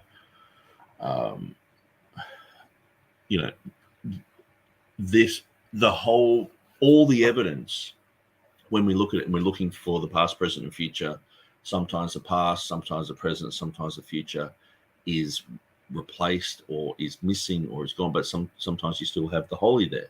And so to me, that the concept that I have that it is a sacred name and that people were trying to have this huge long name as a form of nomina sacra, that explains all of those idiosyncrasies in all of those manuscripts very clearly. Or else, how do you explain it? That the past is missing in this one, the future is missing in this one, or the present's missing in this one. But it's how do you explain all that? While it's true that the literal geese includes a future form of the verb to be, it does. So did you hear that? While it is true that the literal geese includes a future form of the verb to be, so esomenos, which is my claim, which is the reason that it's my claim. Just looking for the magical book here. James White's book. Where is it? Here it is, underneath my hat. Now, I'll show you exactly why. Because, let's go big. If you can look at that.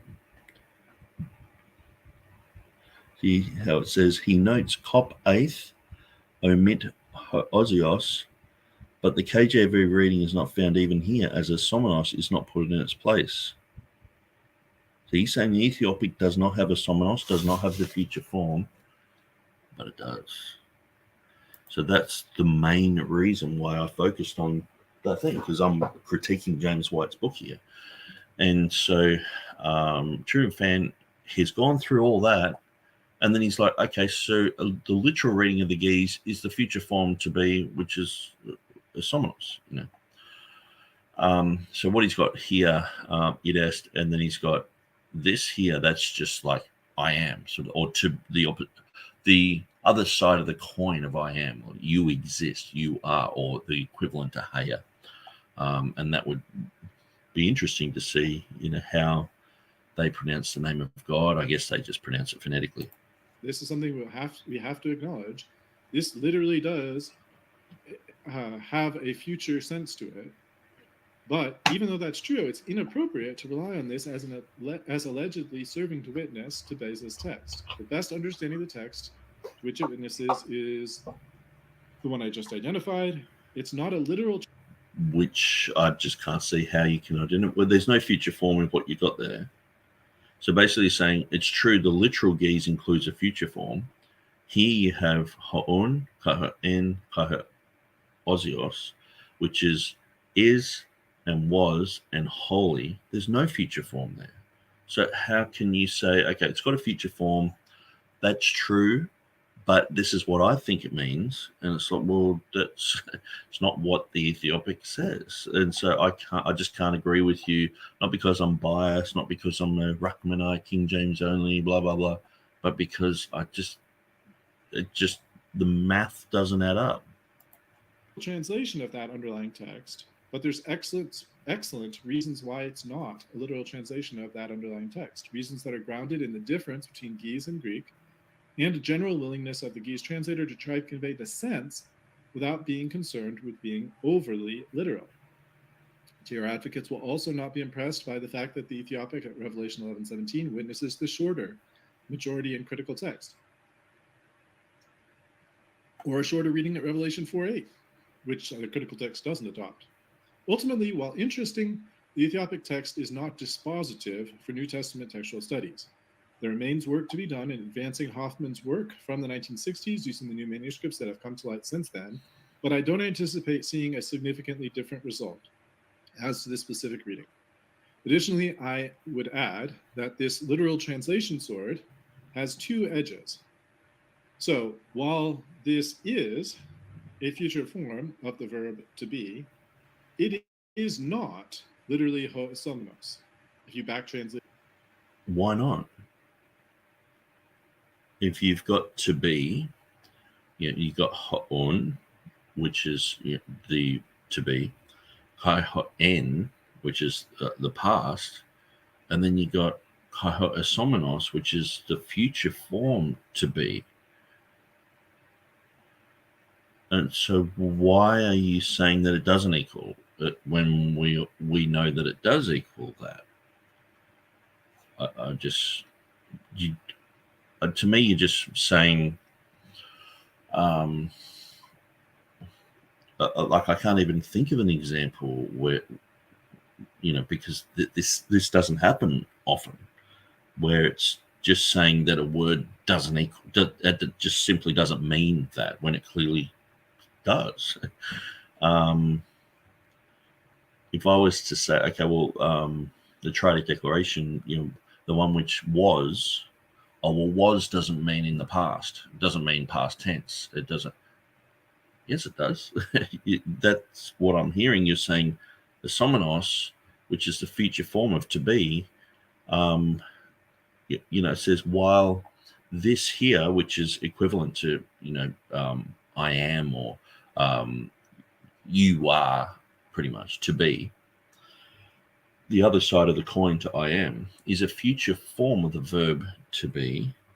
It is not literally ho'somenos, even though that also includes a future form of the verb to be. So I don't know where he seems to have convinced himself that this word is there in its place. Okay, so let's have a look at this.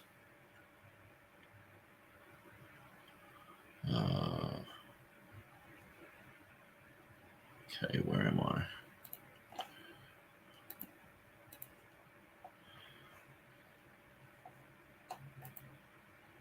Okay, here's my list here. I just want to see where this word is. So to me, this word it doesn't appear. This is just the to be word that is the basis of, past, present, and future. It's just a very common, I am, ego, iemi, very common. I can't see. Okay, I better.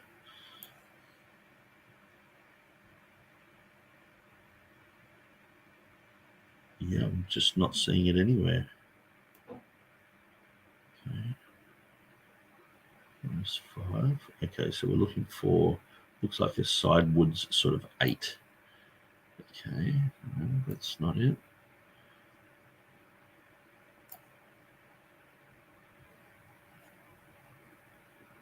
And the underlying words in red there, it doesn't have those words around it at all, and so that word is simply just not in there. And I wouldn't expect it to be in there because it's just the base form of the Ho'on, Kahohen, Somenos. They all would fall under that umbrella term of to be, to exist, and when you expand it out past, present, and future. Anyway, let's continue. To Greek, you would not get ho'osomenos, even though that also includes a future form of the verb to be. So saying, well, in English, the shall be or will be is part of the translation, it doesn't mean that the two things are the same.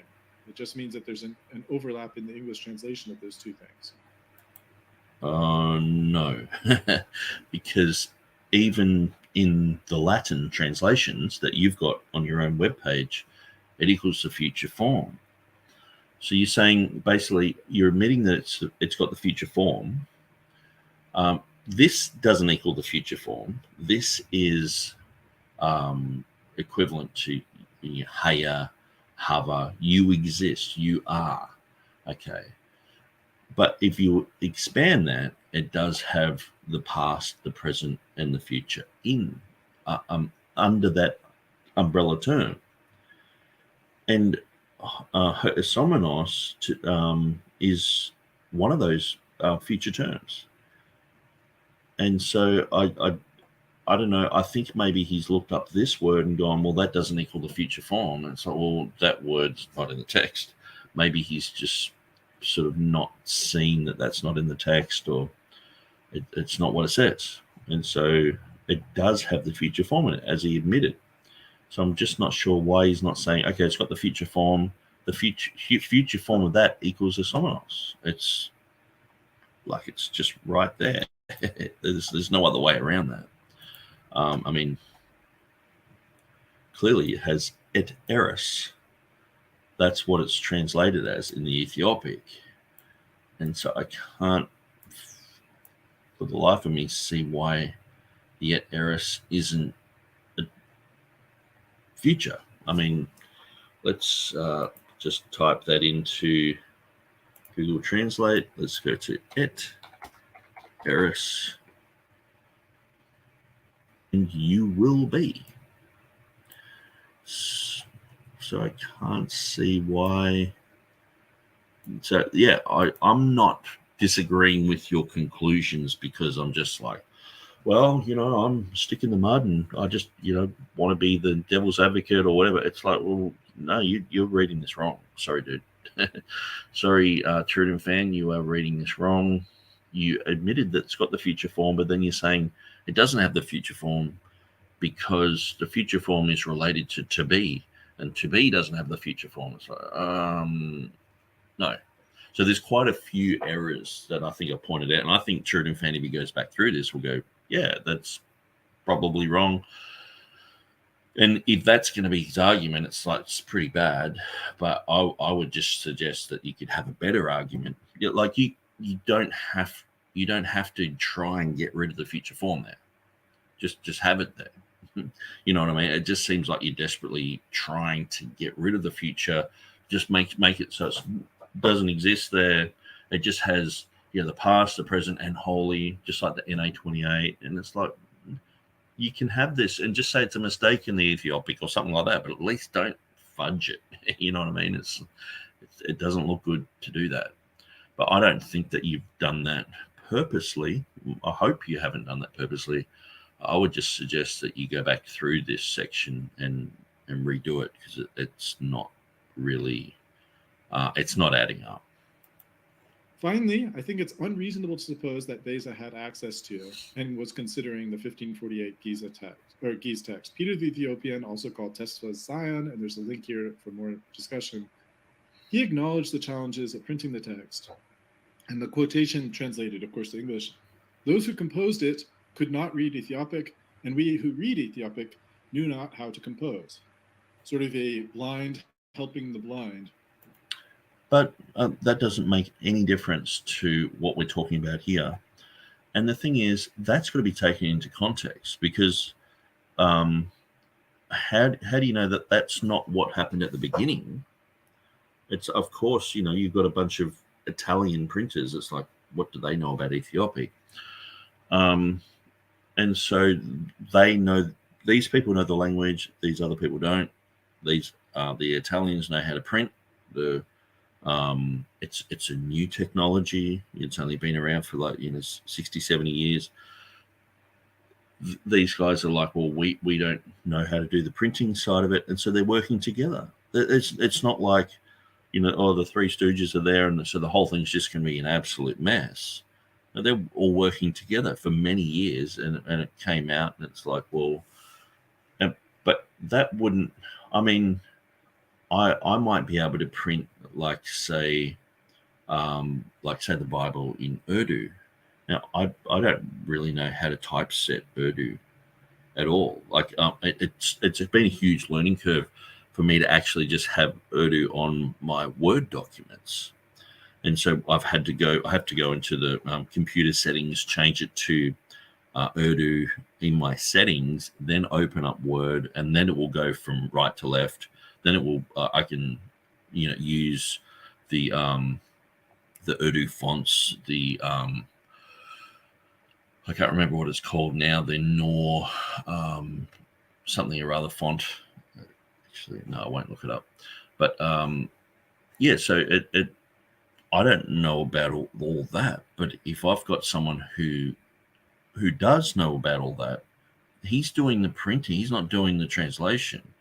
So it's once they've printed it, and that it's not like they just print the book and go, the whole book, here it is. Sorry, it's got all these mistakes. No, they go, okay, here's a test page. Read through it, proofread it, go through it, and so they would have been marking it up and saying, no, you need this letter here and you need that one there. And so they would have been working on that. I can't see why this would be an issue, and especially an issue against Beza. What's that got to do with Beza? So I guess the Syriac Bible that came out in 1555 would have the same thing, and it was the same guys. I mean, I can't envision that the printers knew the Syriac language, so they would have been reliant on what the scholars were doing. So I guess that's a bad Bible too. You know what I mean? It's just, how many people know the Arabic language? Janius, he did the Arabic language. That was printed by Henry Stephanus. I guess that's bad too, because I'm pretty sure Stephanus didn't know Arabic. But perhaps he did know a little bit here and there, but it's like the scholar knows more than the printer.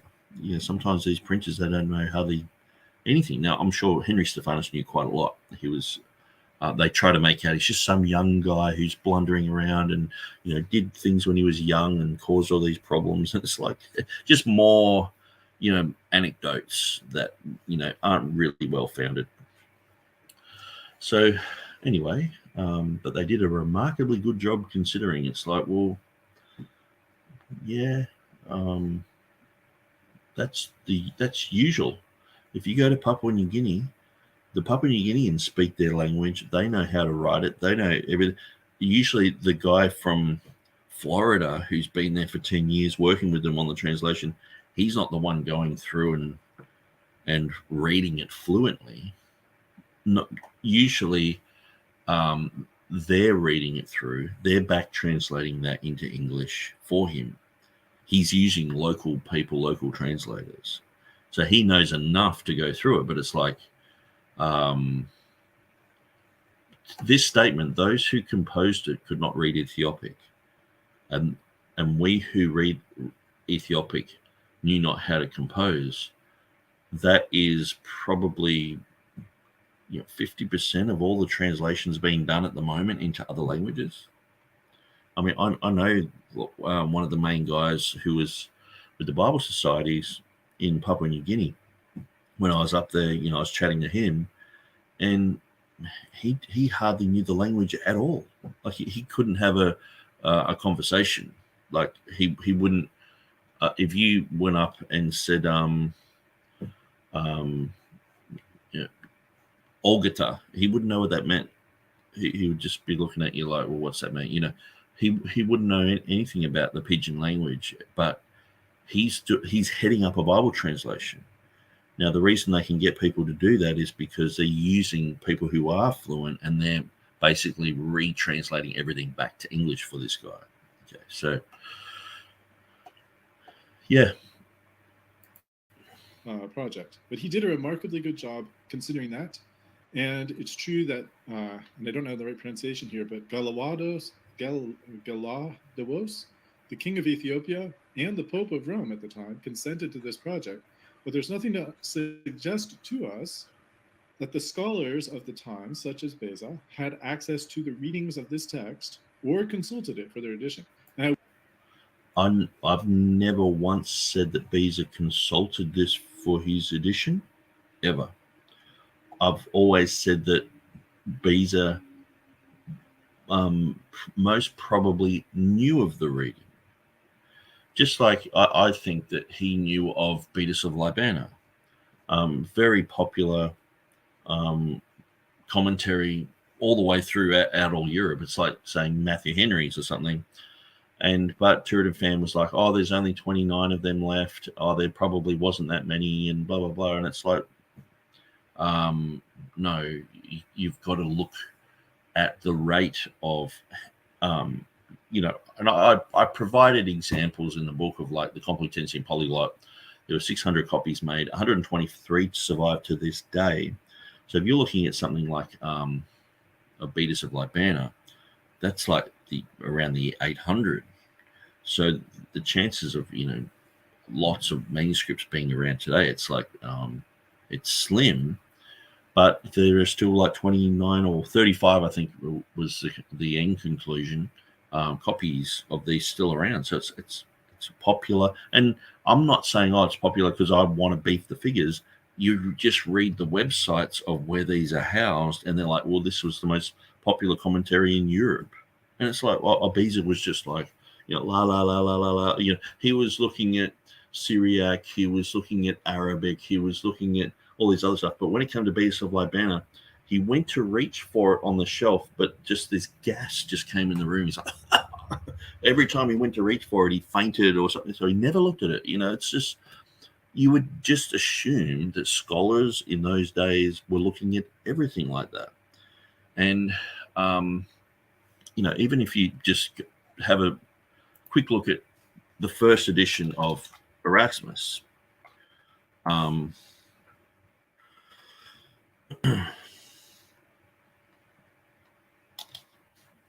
won't bring it up. It'll just bore you to tears. But at the beginning, he's got like he's consulted Jerome, Chrysostom, Cyprian. He's got a whole bunch of early church writers that he has consulted and gone through their material. And it just makes sense that if Erasmus has already done all that, then people like Stephanus and Beza, they're looking at stuff that Erasmus hasn't looked at. They're moving on. They're progressing through, and they're looking at everything.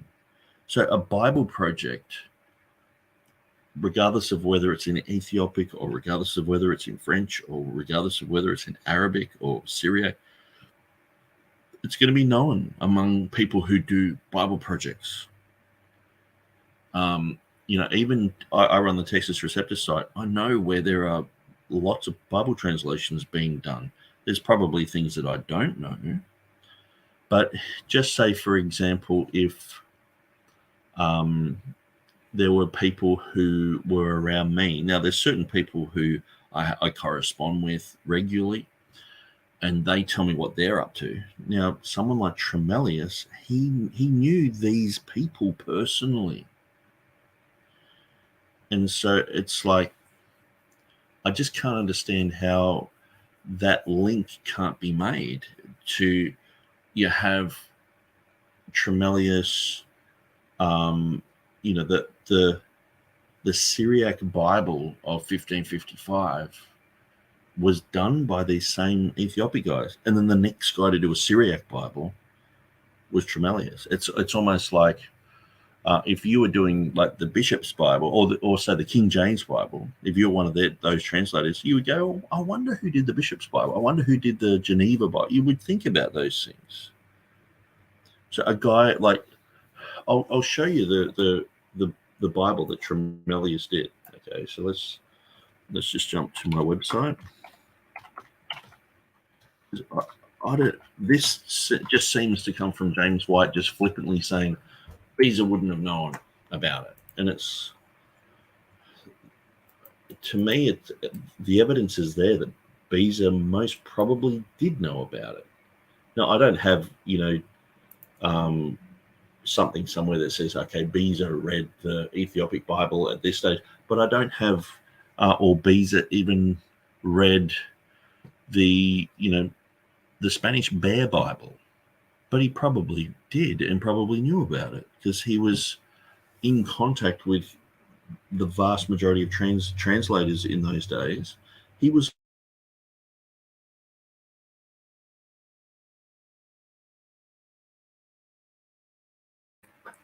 sorry about that, my internet just dropped out. So let's look at this manuscript, or not manuscript, but this printed edition.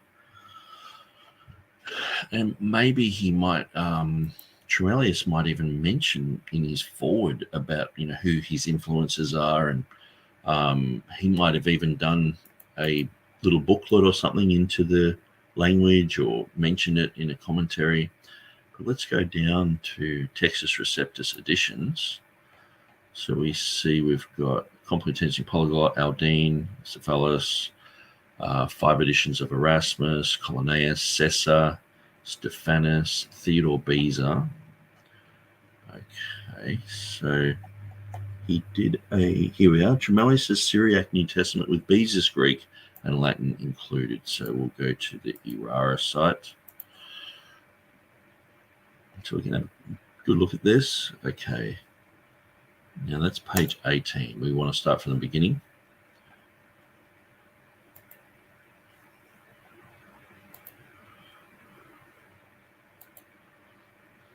Just hopefully there's something written here. Okay, Acane Diatheke, Testamentum Novum, and then he's got, so he put it in the Syriac in Hebrew letters. And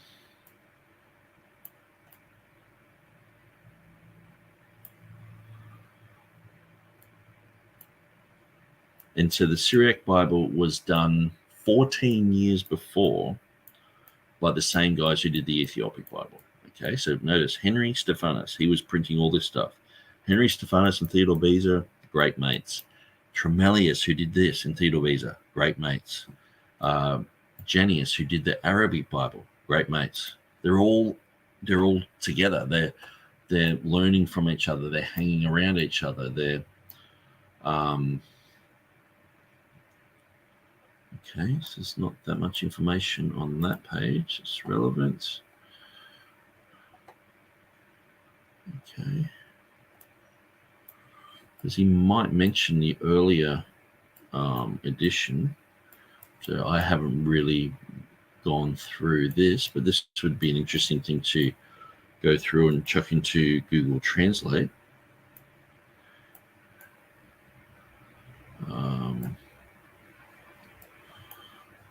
Okay. I'm just going to spend just a couple of minutes just flicking through this, because if it comes up that it talks about the former translators or the Ethiopic or anything like that, it's going to be like this Syriac edition, the annotations of Beza is often saying, well, in the Syriac it has this, in the Syriac it has that. So, okay, just looking for certain keywords. Wish that I could read Latin fluently, but I don't. So Queen Elizabeth there.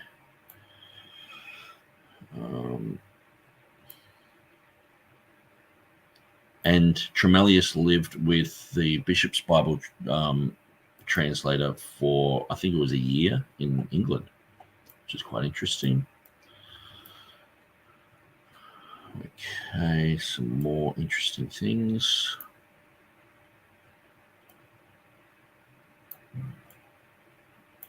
Talks about Elizabeth, talks about Edward.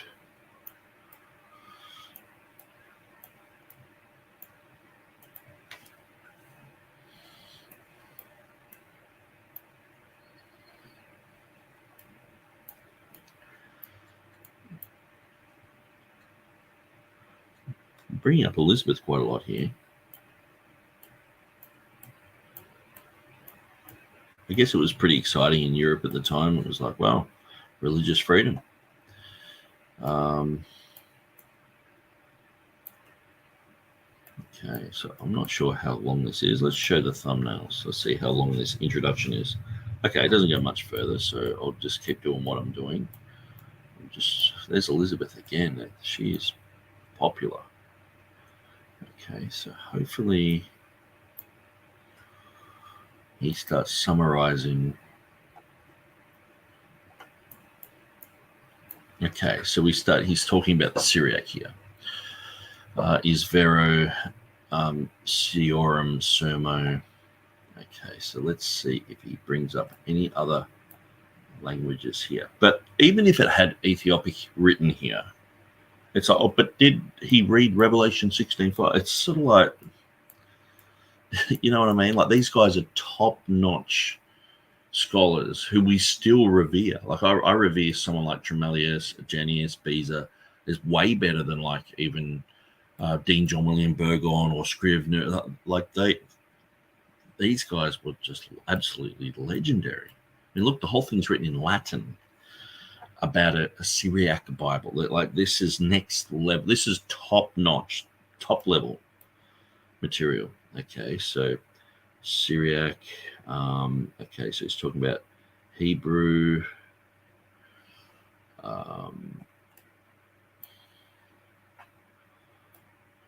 Latin.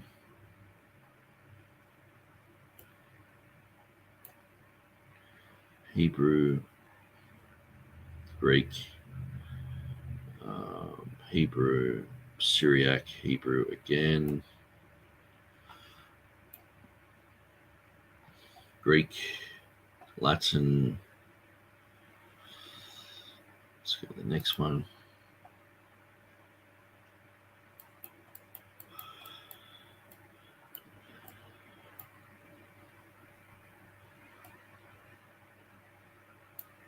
Now, I don't think this Syriac Bible had the Book of Revelation in it. So that's very interesting.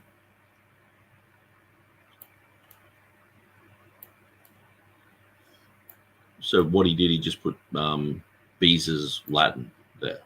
So that's how much they knew each other. So I'll just use your edition. Yeah, fine. That's no worries. Just put my edition on the end of that. Syriac. Okay.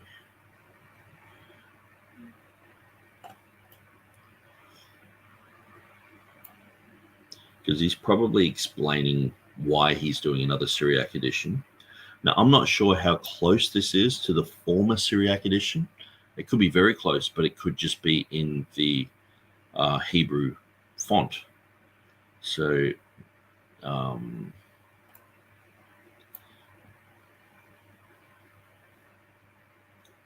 so there's quite a lot there. Last page. Can't see any mention of the Ethiopic there, but we'll, or the former Syriac translation done by the same people, Chaldean and Syriacum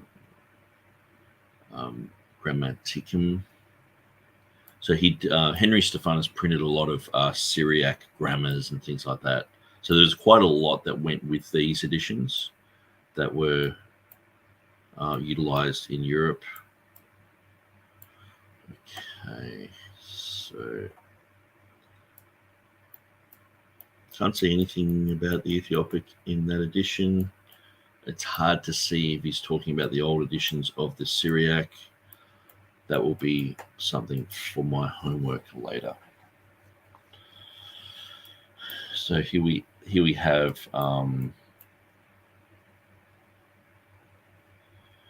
so the book of Matthew.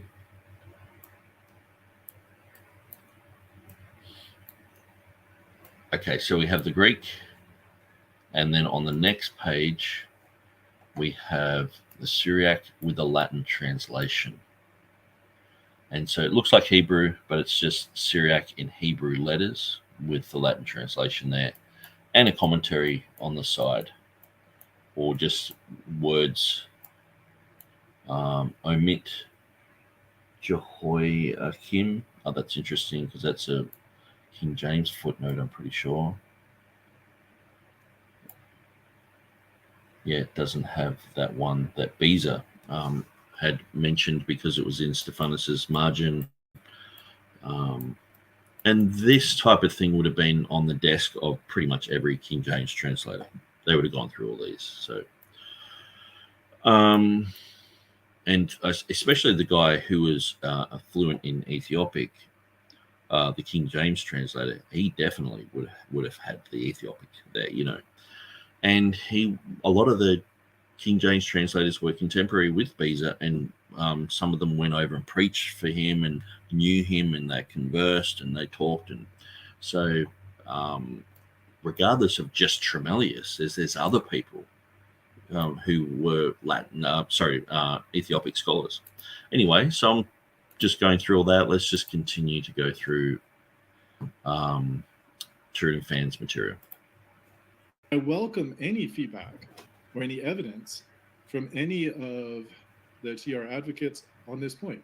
Find a place, in any place, where Beza cites the Ethiopic and says, well, the Ethiopic says such and such here. Okay, so I would challenge TurretinFan to show me where he says the Bear Bible, the Spanish Bear Bible, where he even knew it existed, and especially where he read Revelation chapter 14, verse 3. Show me that.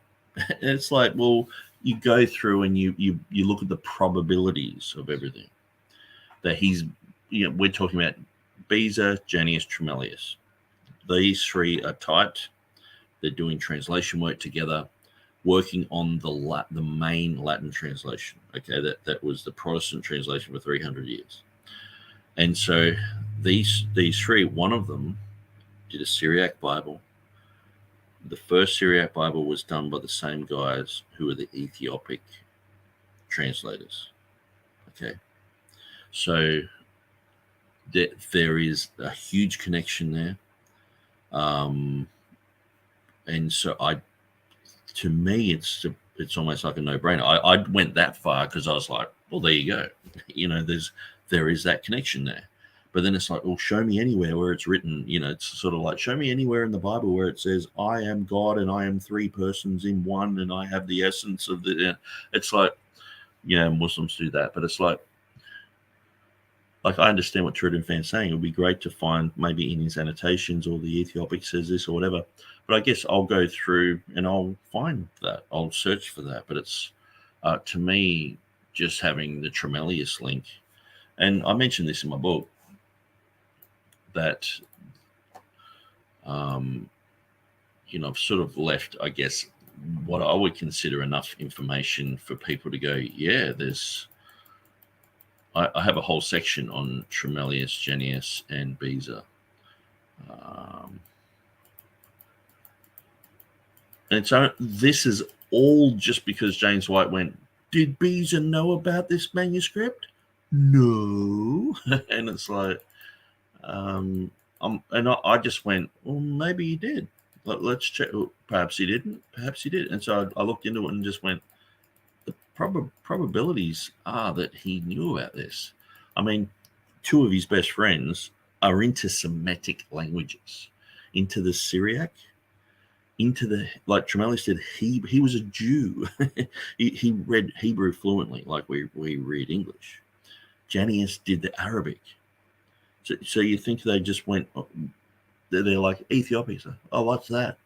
They would have known all about it.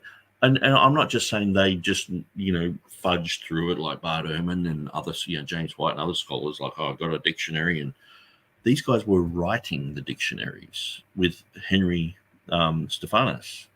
These guys were doing the entire Bible project into Syriac and into Arabic. And so, like, it's sort of like knowing, French and German, but in Italian, I never go there. Don't even know about it. Don't even think about it. It's like, no, they would have known the Ethiopic. It would have been. There's just so many connections. Okay, so let's have a look.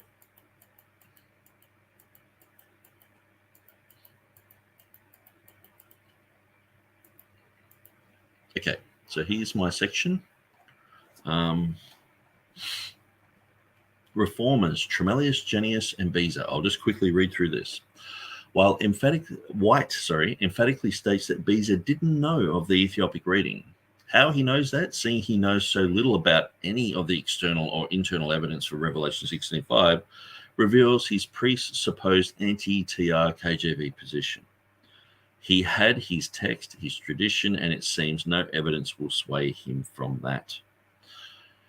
In his translation process, Beza also made use of several ancient translations from editions prepared by Emmanuel Tremellius, who produced the Syriac, and Franciscus Junius, who produced the Arabic. Both of these scholars were expert in Hebrew, Aramaic, and its cognates of Syriac and Chaldee, as well as Arabic, Greek, and Latin. The first edition of the Tremellius Jenius Bible appeared in 1579.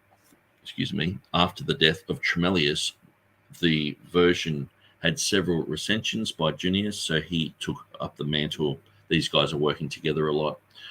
3 years after its publication, the Tremellius Jenius translation of the Old Testament was frequently paired as well with Theodore Beza's Latin translation of the New Testament, which contained the Eris Esomenos reading of Revelation 16:5. So they were doing Bible translation work, Old Testament stuff, and they were saying that Beza's is the best. We want his as the New Testament.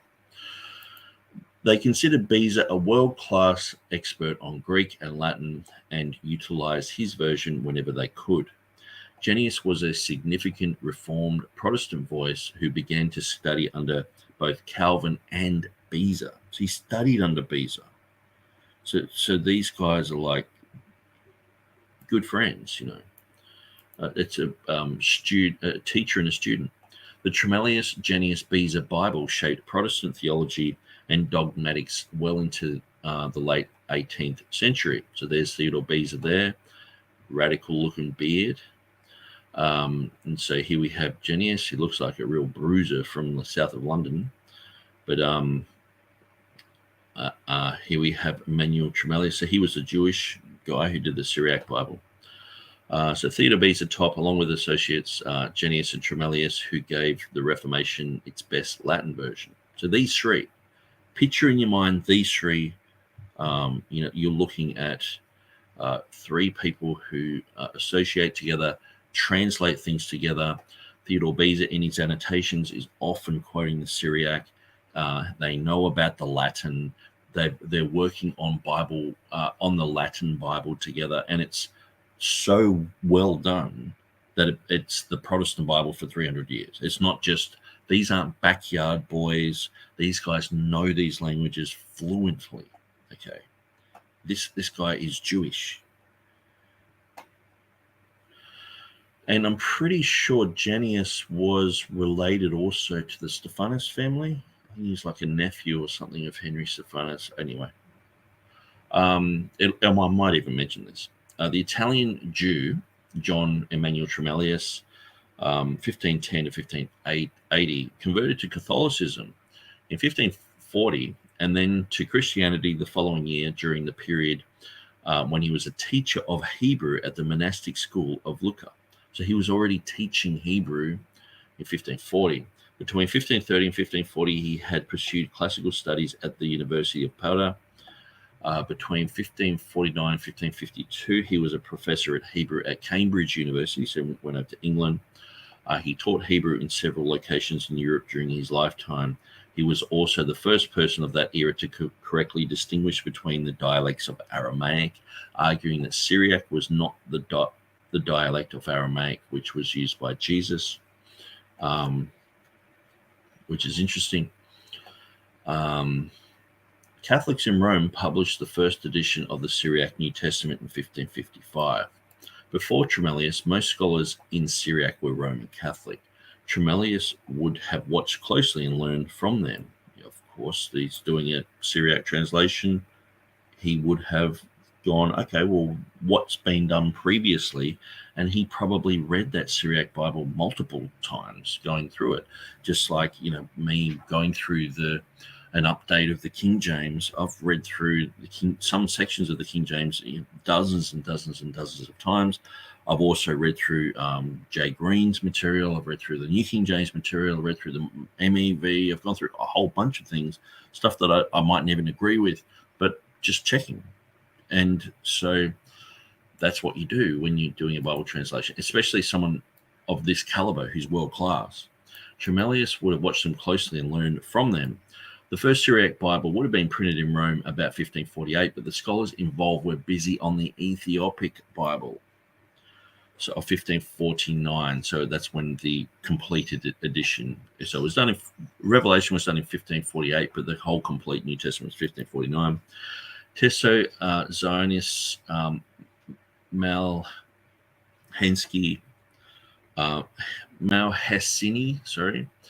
also known as Peter Zionita, headed the Ethiopic project, and Marcello Cervini oversaw the project. Cervini was intimately involved with French politics as well as the Syriac Bible. Cervini was later to become a pope, and so he's not like an unknown character. This is like when someone becomes a pope in Europe, it's like Trump or Biden, or this is big news. He reigned only 22 days, dying in 1555. Yet even during his short stint as pope, the Syriac Bible was immediately commissioned to be printed, which under previous Pope Julius III was forbidden to print. Moses of Mardin, who went on to print the Syriac Bible, was associated with the two foremost Ethiopic scholars who worked on the Ethiopic New Testament, which was printed by the brothers Phaleris, Doricus, and Ludovicus. Beza, like Cervini, was very entrenched in the local French politics of his day. So, Beza was one of the most important people in Europe. And so here you have a pope. So that, like, even in Reformation literature, they're like, oh, who do you follow? Beza? Like as if he's the leader of the Protestants. He took over from Calvin. That's a pretty big thing. So you're looking at someone like, like known very well. Like if I mention the name John MacArthur, people know, like regardless of what you think of him, people know him. And so Catholics would know of John MacArthur, So Beza, like Cervini, was very interested in local French politics of his day. I doubt Beza would not have known of the Ethiopic translation, as James White's claims, seeing Marcello Cervini oversaw the project. So this is another thing I've actually forgotten. So Cervini, he didn't just all of a sudden become Pope and famous. He was like, you've got someone like Theodore Beza. If you go to his Wikipedia page, there's not that much about the Bible and translation and all of that stuff. It's mostly about sort of French politics and the slaughter of the on Saint Bartholomew's Day that happened in France. And so I might just actually get this up. Let's just look at Theodore Beza. Now, Wikipedia can change. I might look at this page for a year and I come back and there's a whole bunch of new stuff on it. But when you go through this, it's like, okay, he played an important role in the Protestant Reformation, disciple of John Calvin. And then it talks about his early life. and he's a teacher. Okay. Journey on behalf of the Protestants. So Beza took a special interest in the Waldensians in Italy, who were being harassed by the French government. So most of the Wikipedia articles are actually about this type of stuff, about politics. So that's why I brought it up. I was like, well, he was very entrenched in the French politics, and so was this other guy who became Pope. What, you think Beza didn't know about this guy? And he's done a Bible. He's done this this work into the Ethiopic. He's done this work into the Syriac. And Beza's best friend does the next edition of the Syriac, but they didn't know about the Ethiopic. You know what I mean? It just seems almost ridiculous when you just go through this, you know. And so, you know, settles in Geneva. Does he sing in Geneva? Pierre Olivetan, he was, he did the first French Bible. And so that's a huge thing too, to have a Protestant French Bible. And then you got a Pope who's entrenched with French politics, because the politics is all about, you know, there was the St. Bartholomew's Day massacre where a whole bunch of Protestants were massacred. So the massacre of Vassy occurred.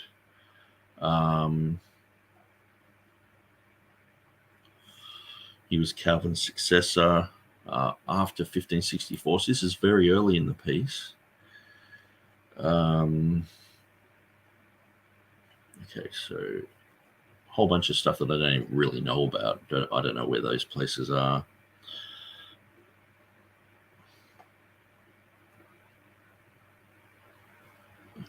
Okay. So Beza sort of became the Roman Catholics' worst enemy. Okay.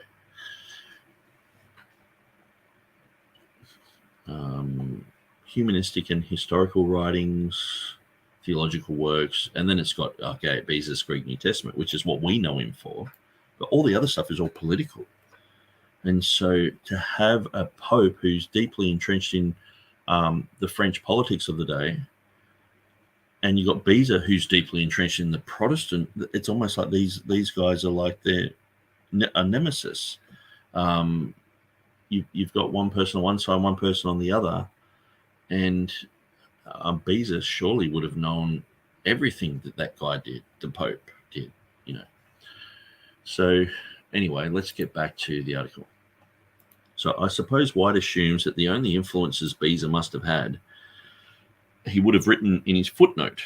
But Beza was very well connected with various translators,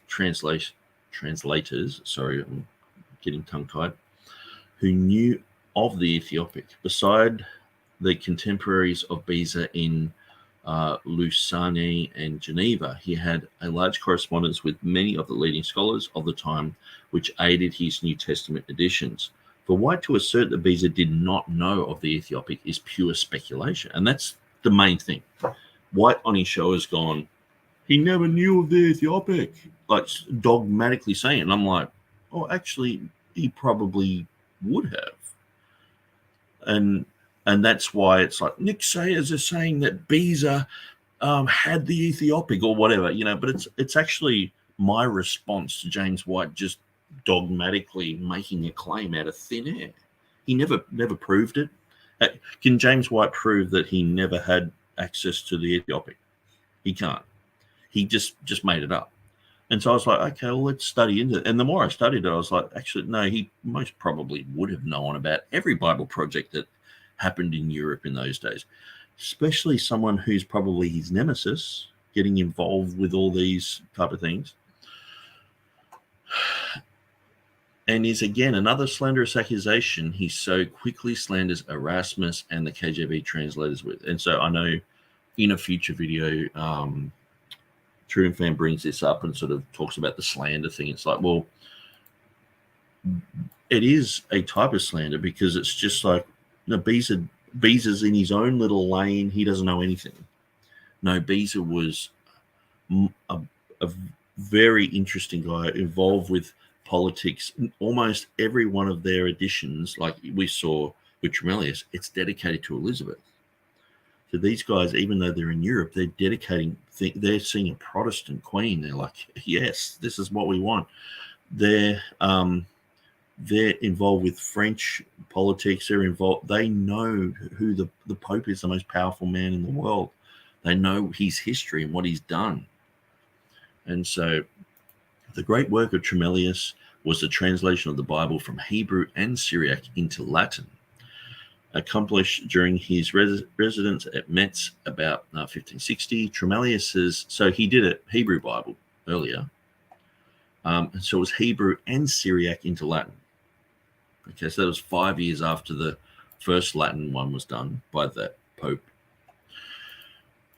Tremellius's 1569 edition, using Hebrew script, appeared visually inferior than earlier Syriac editions, but sought to use historical linguistics to restore the phonetic vocalization of the Aramaic to its earliest form, a form considered closer to that of Jesus. Interestingly, Tremellius was good friends with Matthew Parker and John Kramer, who was godfather to Parker's son. Tremellius lived with Parker for nearly 6 months. In 1655, Parker later became the principal translator of the Bishop's Bible in 1568. The Bishop's Bible was the work the King James translators were to base their work from 50 years later. Tremellius, so when I write that section, it's just interestingly, so that's just an interesting little factoid, you know.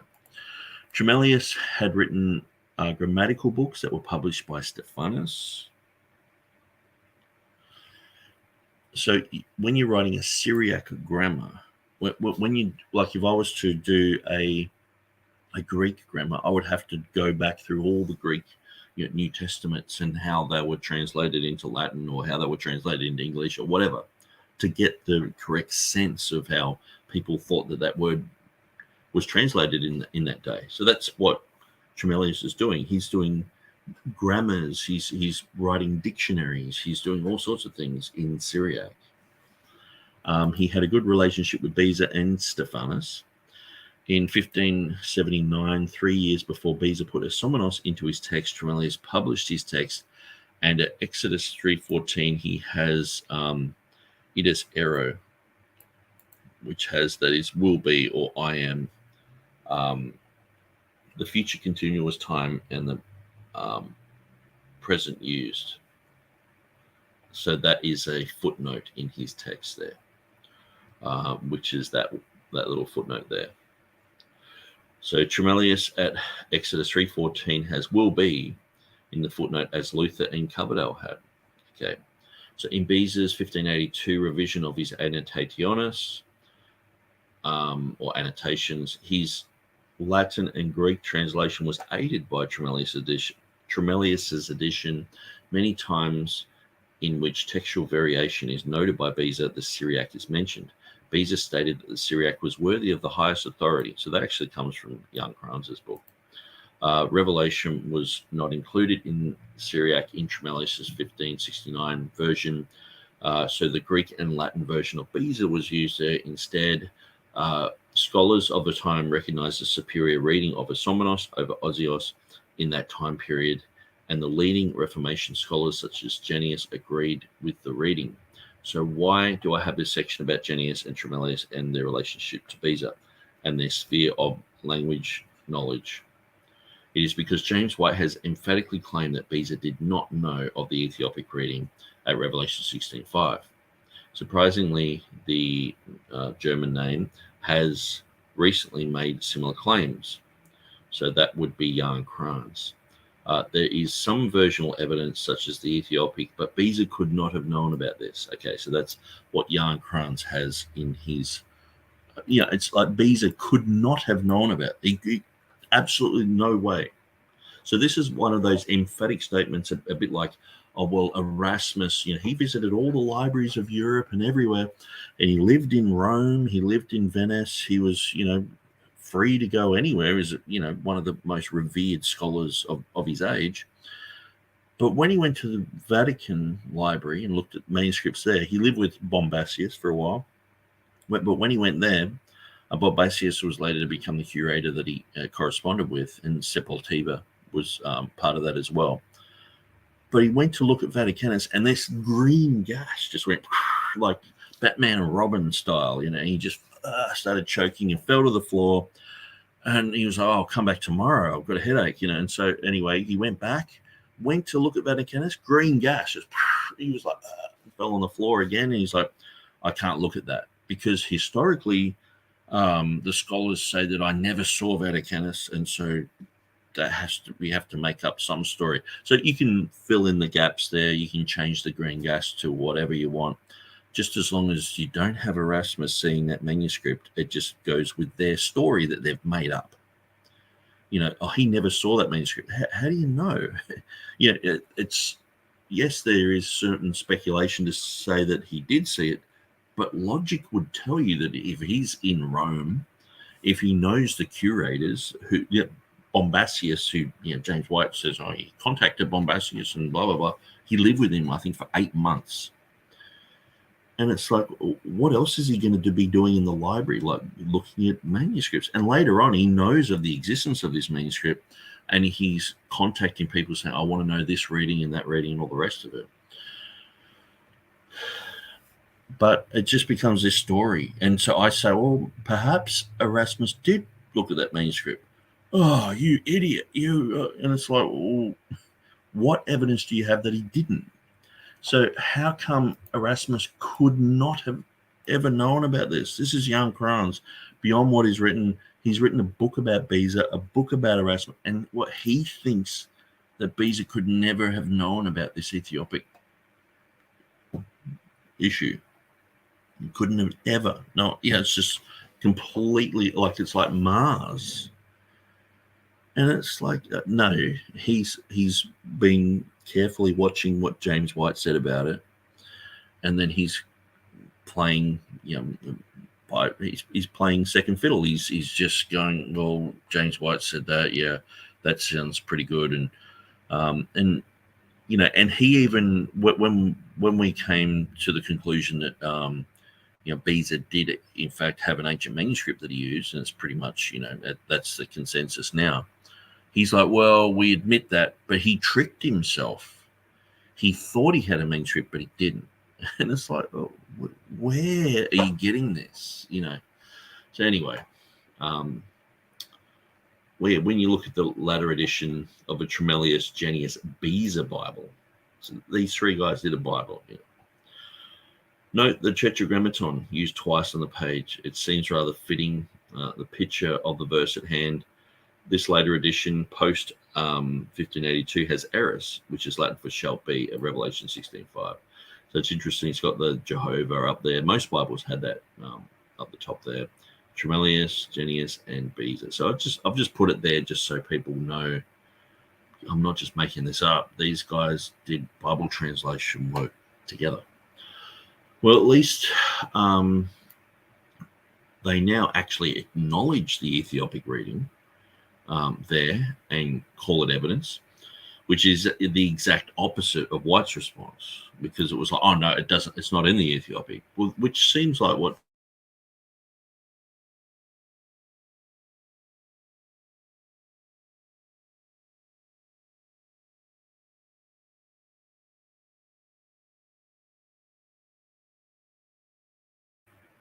sorry about that. I'm actually hotspotting off my phone, and the cord's gone a tiny little bit weird. So if I touch the phone, the internet just dies. So it's no big deal.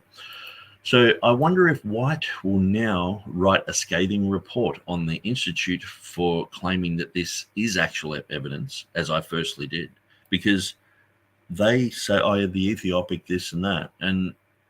But they sort of try and explain it away, but it's like, but at least they're saying there's evidence there. That's what I was saying. Behold the double standards of White. And that's what we find is a King James person will say, hang on, this reads this. You're an idiot. You're a moron. And then someone else, some other scholar says, yeah, it says that. And he's like, okay, because he's on the same team, but they have a very different bibliology. Jan Kranz is way more like Bart Ehrman.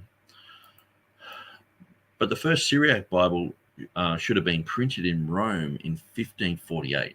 Okay, but the scholars involved were busy of the Ethiopic Bible of 1549 because Marcello Cervini oversaw the project later to be the Pope, i.e. the most powerful man in Europe at the time, who immediately commissioned the Syriac Bible to be printed. And because Moses of Mardin, who printed it, was associated with the two foremost Ethiopic scholars who worked on the Ethiopic, it seems like the Beza didn't know of the Ethiopic claim is false. In Syriac circles, it would be almost impossible for these things to be unnoticed. Yeah, like imagine if I was to make the claim Tremellius didn't know about the Ethiopic, but you would say, Nick, you'd have to be smoking, some pretty potent hydroponic marijuana to come up with that type of claim, because anyone who's been involved or just knows the history of Bible translation work, you almost revere people who've been before, even if they've done a bad version. You're like, how did they come to this conclusion? Why did they translate that? Why did they not use this word? And you're thinking all the time, you have to put yourself in their shoes almost. And so, but then to have, a guy like Theodore Beza involved with those circles to not know of the Ethiopic, how can you make that claim? I just can't. So I guess it's a bit like, TurretinFan is doing debates on Standing for Truth, but James White doesn't know about the Standing for Truth program. He doesn't know anything about it. He doesn't. You would just go, oh, or maybe, him and TurretinFan are friends, and if he's done debates on there, he probably does know about that program. So no, he doesn't. No, and that's the thing. This is an emphatic claim by White, just straight off the cuff. No, and then Jan Kranz, no, and it's like, are you guys sure? Like. Beza didn't know the Ethiopic. Like, look at what Jan Kranz says. Beza could not know about this. He couldn't. It's impossible. Like, no, that just. I don't even know why they bother doing this. Why don't they just say, yeah, Beza probably could have known about this, but he didn't use this or that. Why not just? Why just create this strange narrative that's the more that I'm going to look into this, because it's being harped on, and people aren't just looking, connecting the dots and go, okay, the Pope, the most famous man in the world at the time, Theodore Beza, one of the most famous men in the world at the time, both involved with French politics, like a nemesis to each other. You would read what Beza's done in his life and his history. Beza would read what he's done in his life and his history and go, the Syriac Bible, like my good friend Tremellius is doing. That's interesting. He's using the same guys who did the Ethiopic. It's not like it's not such a distance. There's not even 6 points of separation there. It's like 1 or 2. If there is any separation, it's a Bible project. What do you think was fascinating these guys, and enough to learn Syriac and to learn Arabic and to learn all these languages, Semitic languages? It was the fact that it's from the Bible. It's they would have known about these things. But anyway, so that's my story. So let's just continue with TurretinFan's. So what do we got? Cool, there's about another 10 minutes of him chatting. I don't really want to go for much longer, but I will go for a little bit. If he does, at least that would open the possibility that Beza was citing here. But ultimately, when it comes to whether or not Beza cited it, now, if you want to play like the 6 degrees of Kevin Bacon game, you can connect Beza to Peter the Ethiopian that way. And I think it's a pretty short chain. Like Beza, Tremellius, either to the Pope that authorized this, or even maybe with Tremellius, but had some direct involvement in this publication. But the people who helped Peter the Ethiopian didn't read Ethiopic, according to Peter the Ethiopian, who did. And so, yeah, this one phrase, those who composed it could not read Ethiopic, and those who read Ethiopic could not compose, that just over, maybe that was at the beginning of the project. Maybe they learnt it. Maybe they wrote, I'm pretty sure they did a corresponding dictionary. I think I remember reading that they actually did a dictionary into Latin from the Ethiopic for that translation. That would be interesting. But it's just and this, notice again, it just comes from James White just saying no, and then you spend the rest of your life mopping up just this sort of rubbish. And this is why people wonder why I don't like James White much and all the rest of it. It's because he does so much damage like this and convinces people just because he said it.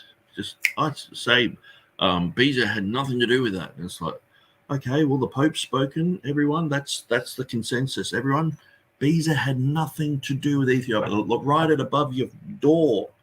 Put it on your computer. Like, put little yellow tags on your computer.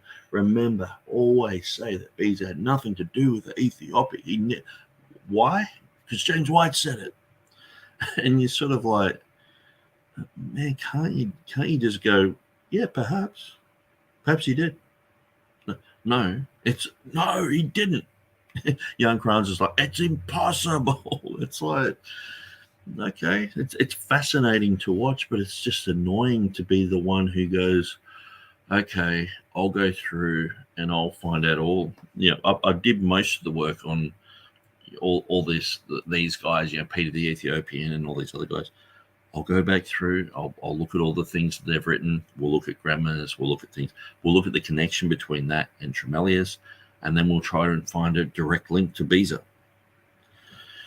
And it's like, even just to do this, like I said, with the Spanish Bear Bible, or 1569, can you find Beza just chatting about that all over the place? I don't know one place where he says that.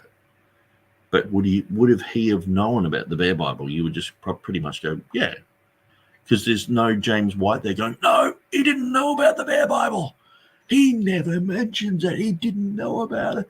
Oh, and then so there's no strange, weird concept of like, oh, he wouldn't have known about that. It's like, yeah, probably. But these guys just can't go, oh, probably, because it's like, well, some TR guy somewhere said it, so we've got to keep that separation away because James White in his book mentions it, that it's not in the Ethiopic, and we've got to keep with that because he's our main guru scholar. So whatever he says, we've got to back it up. I mean, I find this sort of with the Jehovah's Witnesses. You talk with them, and they'll just back up 1975 will happen. 1 million people will leave their organization because they basically predicted the end of the world and it didn't happen. But it's like they just make an excuse for it. It's like 1914. It's like, well, Jesus, he didn't come back, but he came back invisibly. It's like just an excuse. It's like, can't you just admit that you're wrong, or it could go either way, or could, with this thing, it's like you can't concede that perhaps Beza knew about it. Even just a perhaps. I'm getting to the point where I'm like, I can't. I think it's almost impossible that he didn't know about it. But just I would settle for a yeah, perhaps. But now it's like, no. And even the 6 degrees of separation thing, it's like, no, he couldn't have known about it. It's like, okay. Why? Because of James White. Oh, and he didn't know how to print. The printers knew how to print. He knew how to read. And most people who are scholars don't know how to print. It was a difficult and challenging project, but they got through it, and it's impressive, but it ultimately just serves as a support for the reading Hosios. It does not support the reading Esomenos, even though there's a future form there in the text. So that's my little research project, such as it is. I hope that I'll have a chance to polish that early next week and fill out any of the errors that I identified during this presentation. But I do appreciate people listening along. So we got TurretinFan listening live, actually about 17 minutes behind, but catching up. So he must be on 1.5 time. Let us see through the comments. I don't think I'll get a lot of pushback from folks. So what I might do, I might actually fast forward this bit because he's going to go through comments, and I want to try and get the 7 minutes done here. So it's not on everybody's mind. Hi to Fred Veal. Hi to Alga. I think I said hello before. Hi to Michelle Sherry KJV. Hi to Jason Page. Let's see, lots of chats in the chat, which is what it's for. Back and forth. Let's see, just going through, hoping not to miss anything important. Wonder what the future holds for TFAN and Dan and writings. Well, we'll see. I don't think we have anything specific planned. Might be fun to do a joint book with Dan on Calvinism issues, some kind of opposing views or something like that. Or maybe on free grace, which we have to argue on the same side. Let's see. Is there anything that Nick Sayers believes that ends up being true? Yeah, sure, lots. Yeah. So, but this is the point. It's sort of like when I'm going through these programs, as I've mentioned, like a lot of the programs were sort of like, I'm talking about Revelation 16:5 or Jehovah and I Am or all together, and TurretinFan was sort of like, what's this got to do with Revelation 16:5? And it's like, well, I do mention that there is this distinction. I'm just putting all the evidence there. Some relates to some things, some relate to other things, some relate to everything. And so during those videos, if anyone was following along and watching it just would have seemed like Nick's wrong. He's talking about all this stuff that's side issues. And it's like, okay. And so it was sort of painful to go through all that. But then, like say, even with this, does it have the future form? That's what I've said. Yes, it has a future form. So then people watching go, is there anything that Nick said? Because they probably won't listen to this 3-hour-long video. They just listen to TurretinFan and go, oh, okay, yeah, no, Nick says, he said the future form is there. Is it? Should I tick the box or cross the box? Yeah, the future form is there, but all this other stuff. It's like, it's either there or it's not. And so, anyway. Nick takes this study seriously. He's not always right about everything, but he takes the study seriously, and he gets a lot of things right. And I appreciate his integrity. There was some issue that had come up where I had said he made a mistake.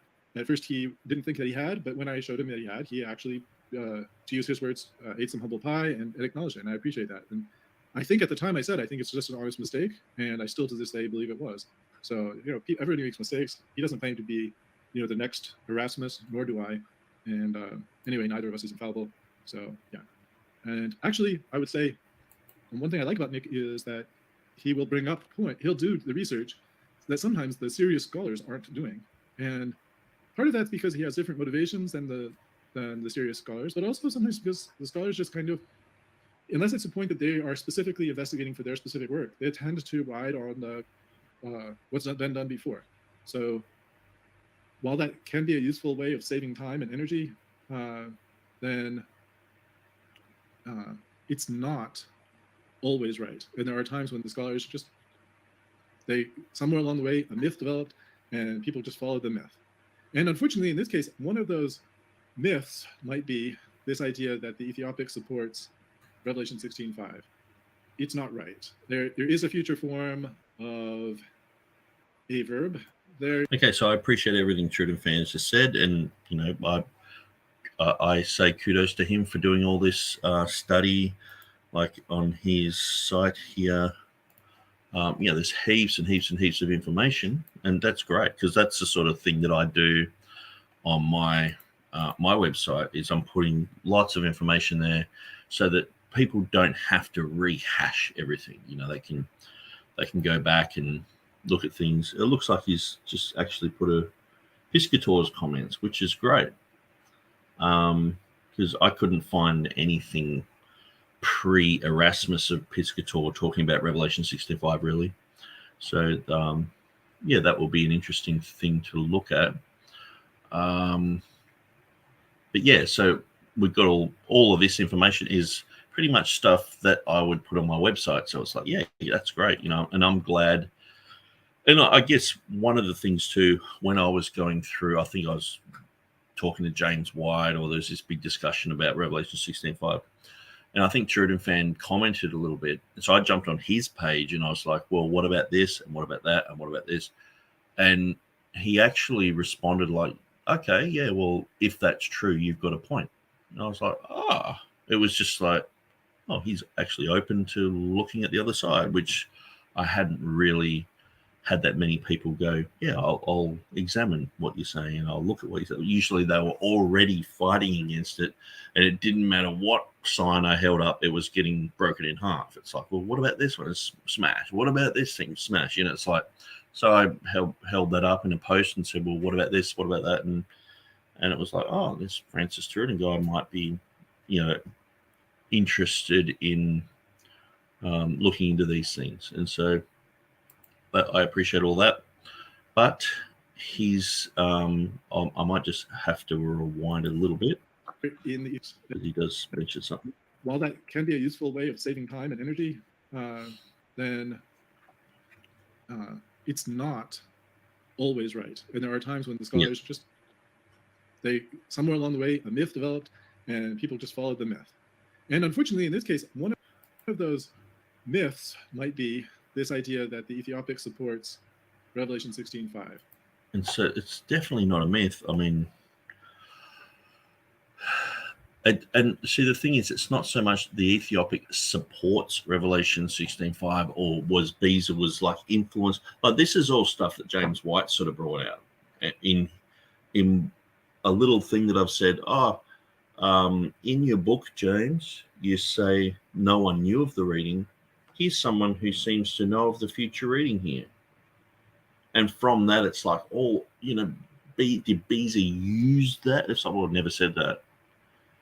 And it's like, Beza would never have known about that. And it's like, well, I think he probably might have, And it's just become this whole thing of just a 5-minute little spiel that James White's had.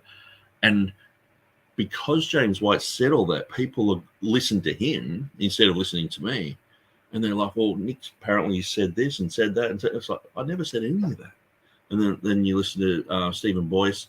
Oh, apparently, Nick, you're saying this, you're saying that. I was like, well, I can't remember ever saying it. So spent so much time going through and trying to go, no, I never said that. And so one of the things I've never said it's the full Triad Declaration. I've never said Theodore Beza used that. But whether he knew about it or not, I'm like, well, how can you make such a dogmatic? The main thing is James White made a dogmatic statement. He didn't know about it. I'm like, how do you know that? And so the main thing when I'm putting it into my book was like, no, perhaps he did know about it. Can't you go either way, But now actually rethinking it and going back on it, I'm like absolutely certain that he did know about it. I've actually changed since I wrote the book.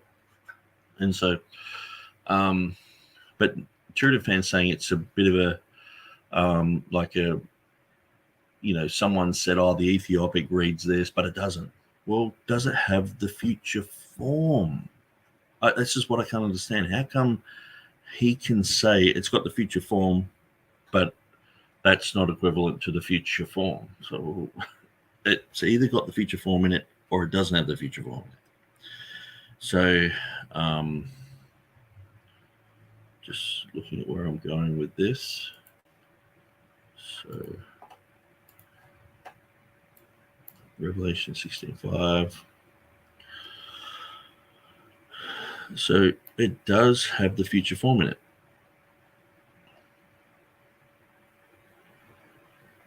The Ethiopic has at Revelation 16:5, and this is on TurretinFan's site as well, that it equals will be. So it's not right. There is a future form of a verb there in the Ethiopic, but it nevertheless doesn't support the reading. So why? Why wouldn't it? That's something that Hoskier suggested. I don't agree with Hoskier, and I think the reason Hoskier suggested it is because he read Latin, and he read the Latin text, and the Latin text. But see, this is looking at Hoskier and thinking, well, he doesn't really know what he's doing. I mean, Hoskier was a very good scholar. Now, I don't like to put Hoskier on my team because, he has certain things about. I don't even like putting Dean Berg on my team, because these guys were more supporting the traditional text, which is the majority text, not the Textus Receptus. Even though in most of Hoskier's books, he's like, oh, this is a defense of the TR, and this manuscript here is pretty much the TR, and all the rest of it. At the end of the day, I'm looking at it going, I don't really have to adopt anyone's personality or anything like that. I can come to certain conclusions. Now, he can say, 10 things that are right, but the 11th thing might be wrong, and it's like, okay, well, or the 11th thing might be just a little bit out of whack. But when all of this stuff about Revelation 16:5, I have no reason to think that his scholarship is poor, or that he didn't really know what the Ethiopic was saying, or that he was not, or that he was just relying on Dudley Loftus of the Walton's polyglot. And I don't see that at all. And so even, I'm pretty sure even Elijah Hixson here, Ethiopic Revelation 16:5, in his article,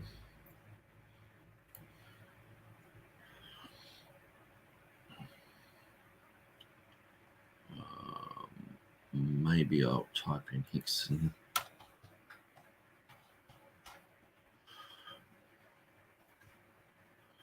And so this was done just a couple of weeks before the debate that I had with Stephen Boyce.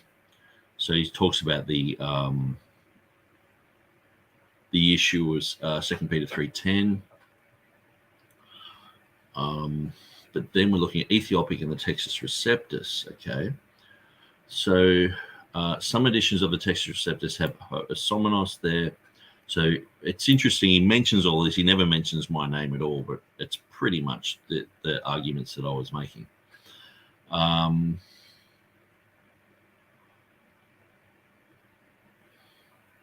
Okay. That being said, the Ethiopic citation here just seems suspicious, for lack of a better word. It's like Coptic dialect V or 5. The more obscure the reference, the fewer people there are who have or could even have looked at it more closely to verify it. So, yeah, he's basically sort of saying it's a bad translation, but not at Revelation 16:5, but just the whole thing. It's, the causes of Hoskier's errors is that Hoskier could not, as it appeals, control the Ethiopic itself. Blah blah blah. I think Hoskier did a really good job at explaining what it means. I haven't seen any reason to doubt that it equals et eris. But then it's like, oh, Dudley, he did a poor translation, So, but here we clearly see he's attempted to. This is the London Polyglot, and he's got verse 5 here, the et eris reading of the Ethiopic. Okay, so it's made by Dudley Loftus, and then it's like, it's a poor translation, blah blah blah. But it's like, yeah, but is it a poor translation here? And then Scrivener saying, oh yeah, there's many faults with Loftus, blah blah blah. But when we go down here, okay, so he's asking lots of questions. But then we have Jan Kranz in the comments, because I remember he commented here.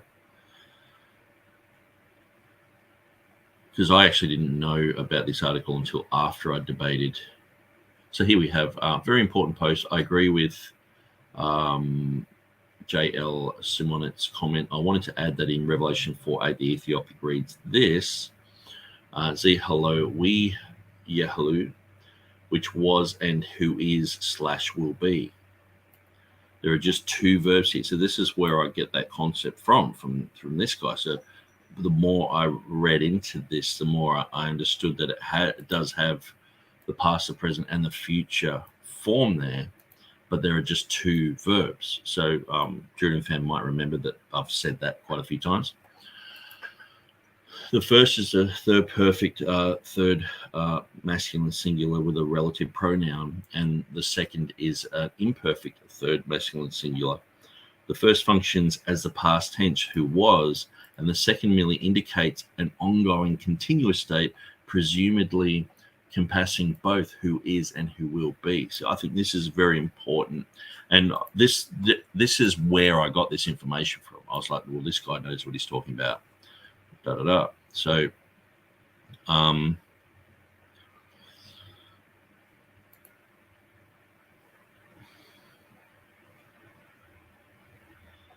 okay, so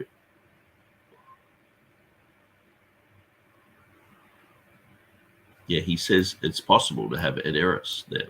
And then Jan Kranz, he jumped on, and so he was talking about the two. I think the thing is, because there's only two words there, we think, oh, it's only two elements. And so,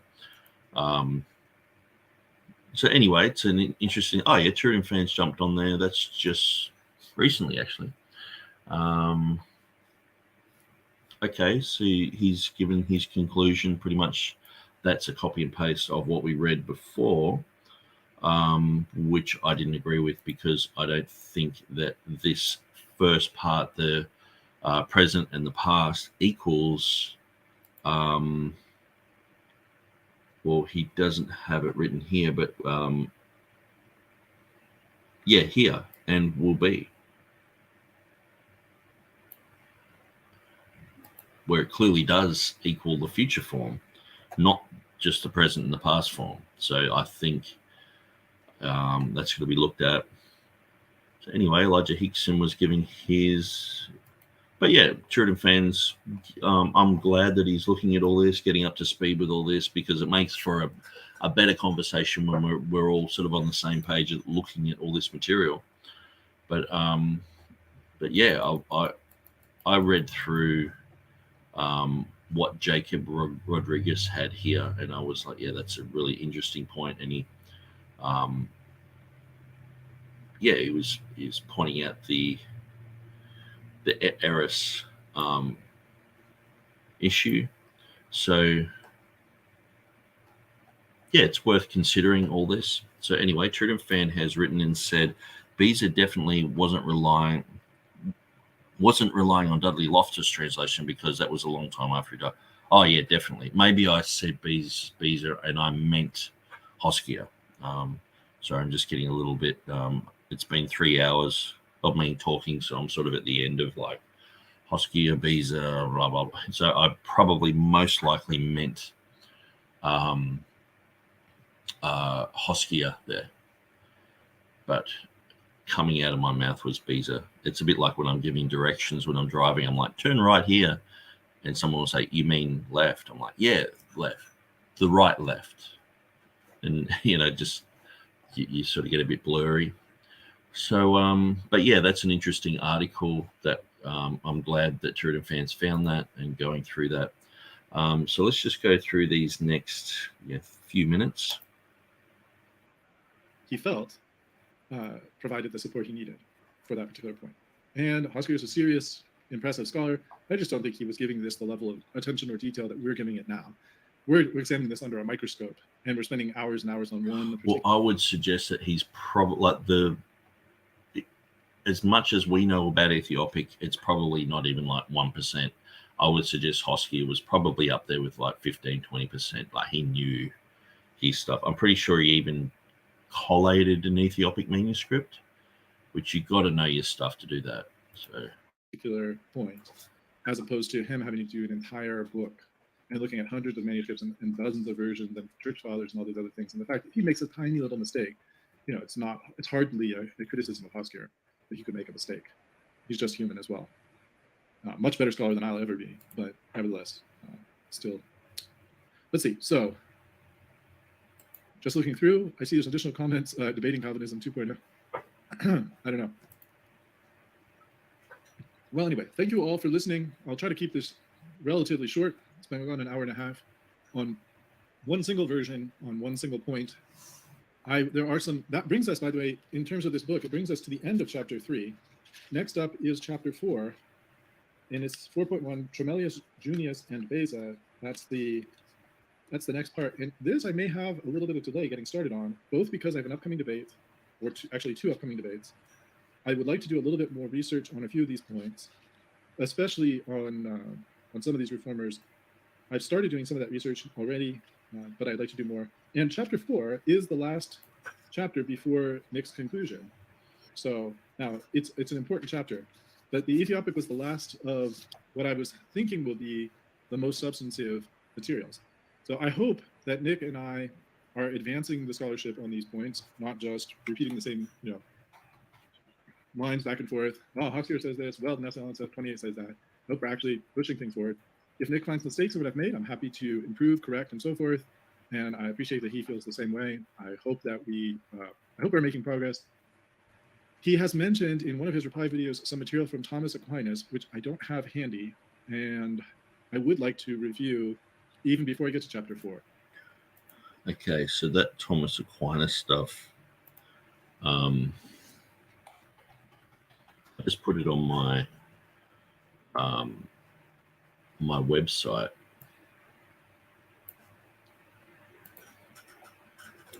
Where he has written here,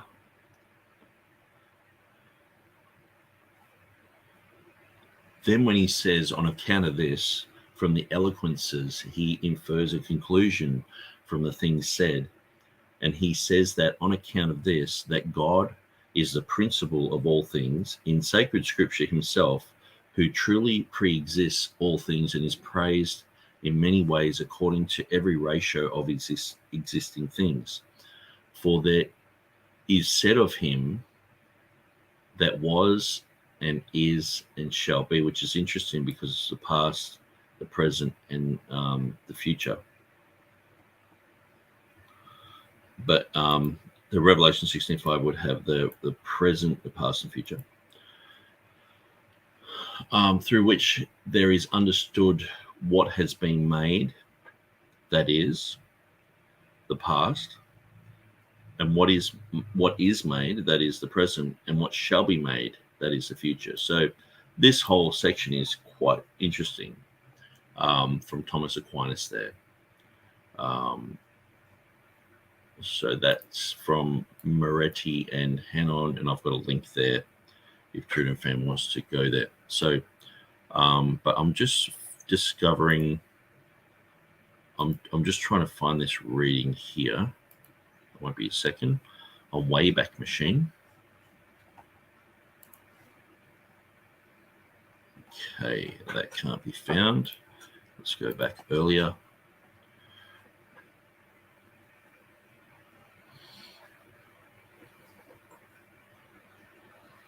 And this is about Hoskia and the Ethiopic, that it seems that he compared P46 with the Ethiopic. I think I actually heard TurretinFan's say this. Yes, here we are. The alignments of the Ethiopic version and P46. So, I mean, Herman Hoskia is like revered by everyone as a really good scholar. Even James White's like, yeah, Hoskia is, amazing. So he's gone through and he's showing an article on the Chester BT Papyri of the Pauline epistles known as P46. He's got 8th for Ethiopic. The proof of what we said can now be collated and set forth at the following places. 8th is practically alone in supporting P46. So that's interesting. So I guess the coherence-based genealogical method, this is the type of thing that they would go through to see where, language versions, things outside of the closed class of witnesses are supported by things within the closed class of witnesses, like the Latin and the Greek and early church writings, and where they match up and what seems to come from what. And so, so that's very interesting. But to do this type of work and to bring it out in a scholarly article is like that would have taken a long time, and he would have to know the Ethiopic to do that. So I would suggest that he knew Ethiopic. That would just be my initial, unless I was proven otherwise. But that, to me, it's like if you're collating the Ethiopic against a papyri manuscript, it's not like just some kid doing this. It's not someone who's just fumbling away. This is serious scholarship, and Hoskill was known as a very, very good scholar for quite a long period of time. And so, so that's where I would suggest that he knew that language. So I may do, if I can find, well, I can go back to what he presented. If I can find it and locate what he's talking about, maybe I can do another episode on that. But it's probably going to be a couple of weeks until we come back to this series. So, however, God willing, this week we'll be doing a lot of material on Romans 5, especially 12 through 21, and its connection to original sin. So if you're interested, look forward to that. That's the plan. I hope that it goes according to plan. And again, thank you all. Thanks, Alco, Michelle, Jason, Patrick Brennan, and I think I mentioned Alco already, and Fred Beal. Thank you all. And if I didn't mention you again, I apologize. I'm skimming through as quickly as I can. Debate on October 28th, and then again the following Saturday as well. So October 28th is the original sin, and Romans 5, and then the following one is the imputation of Christ's righteousness. So, thank you, and God be with you. Okay, so that's part 17. So the next one we'll do is part 18, and so I think it's up to part 20 at the moment. So I'll just have a quick look.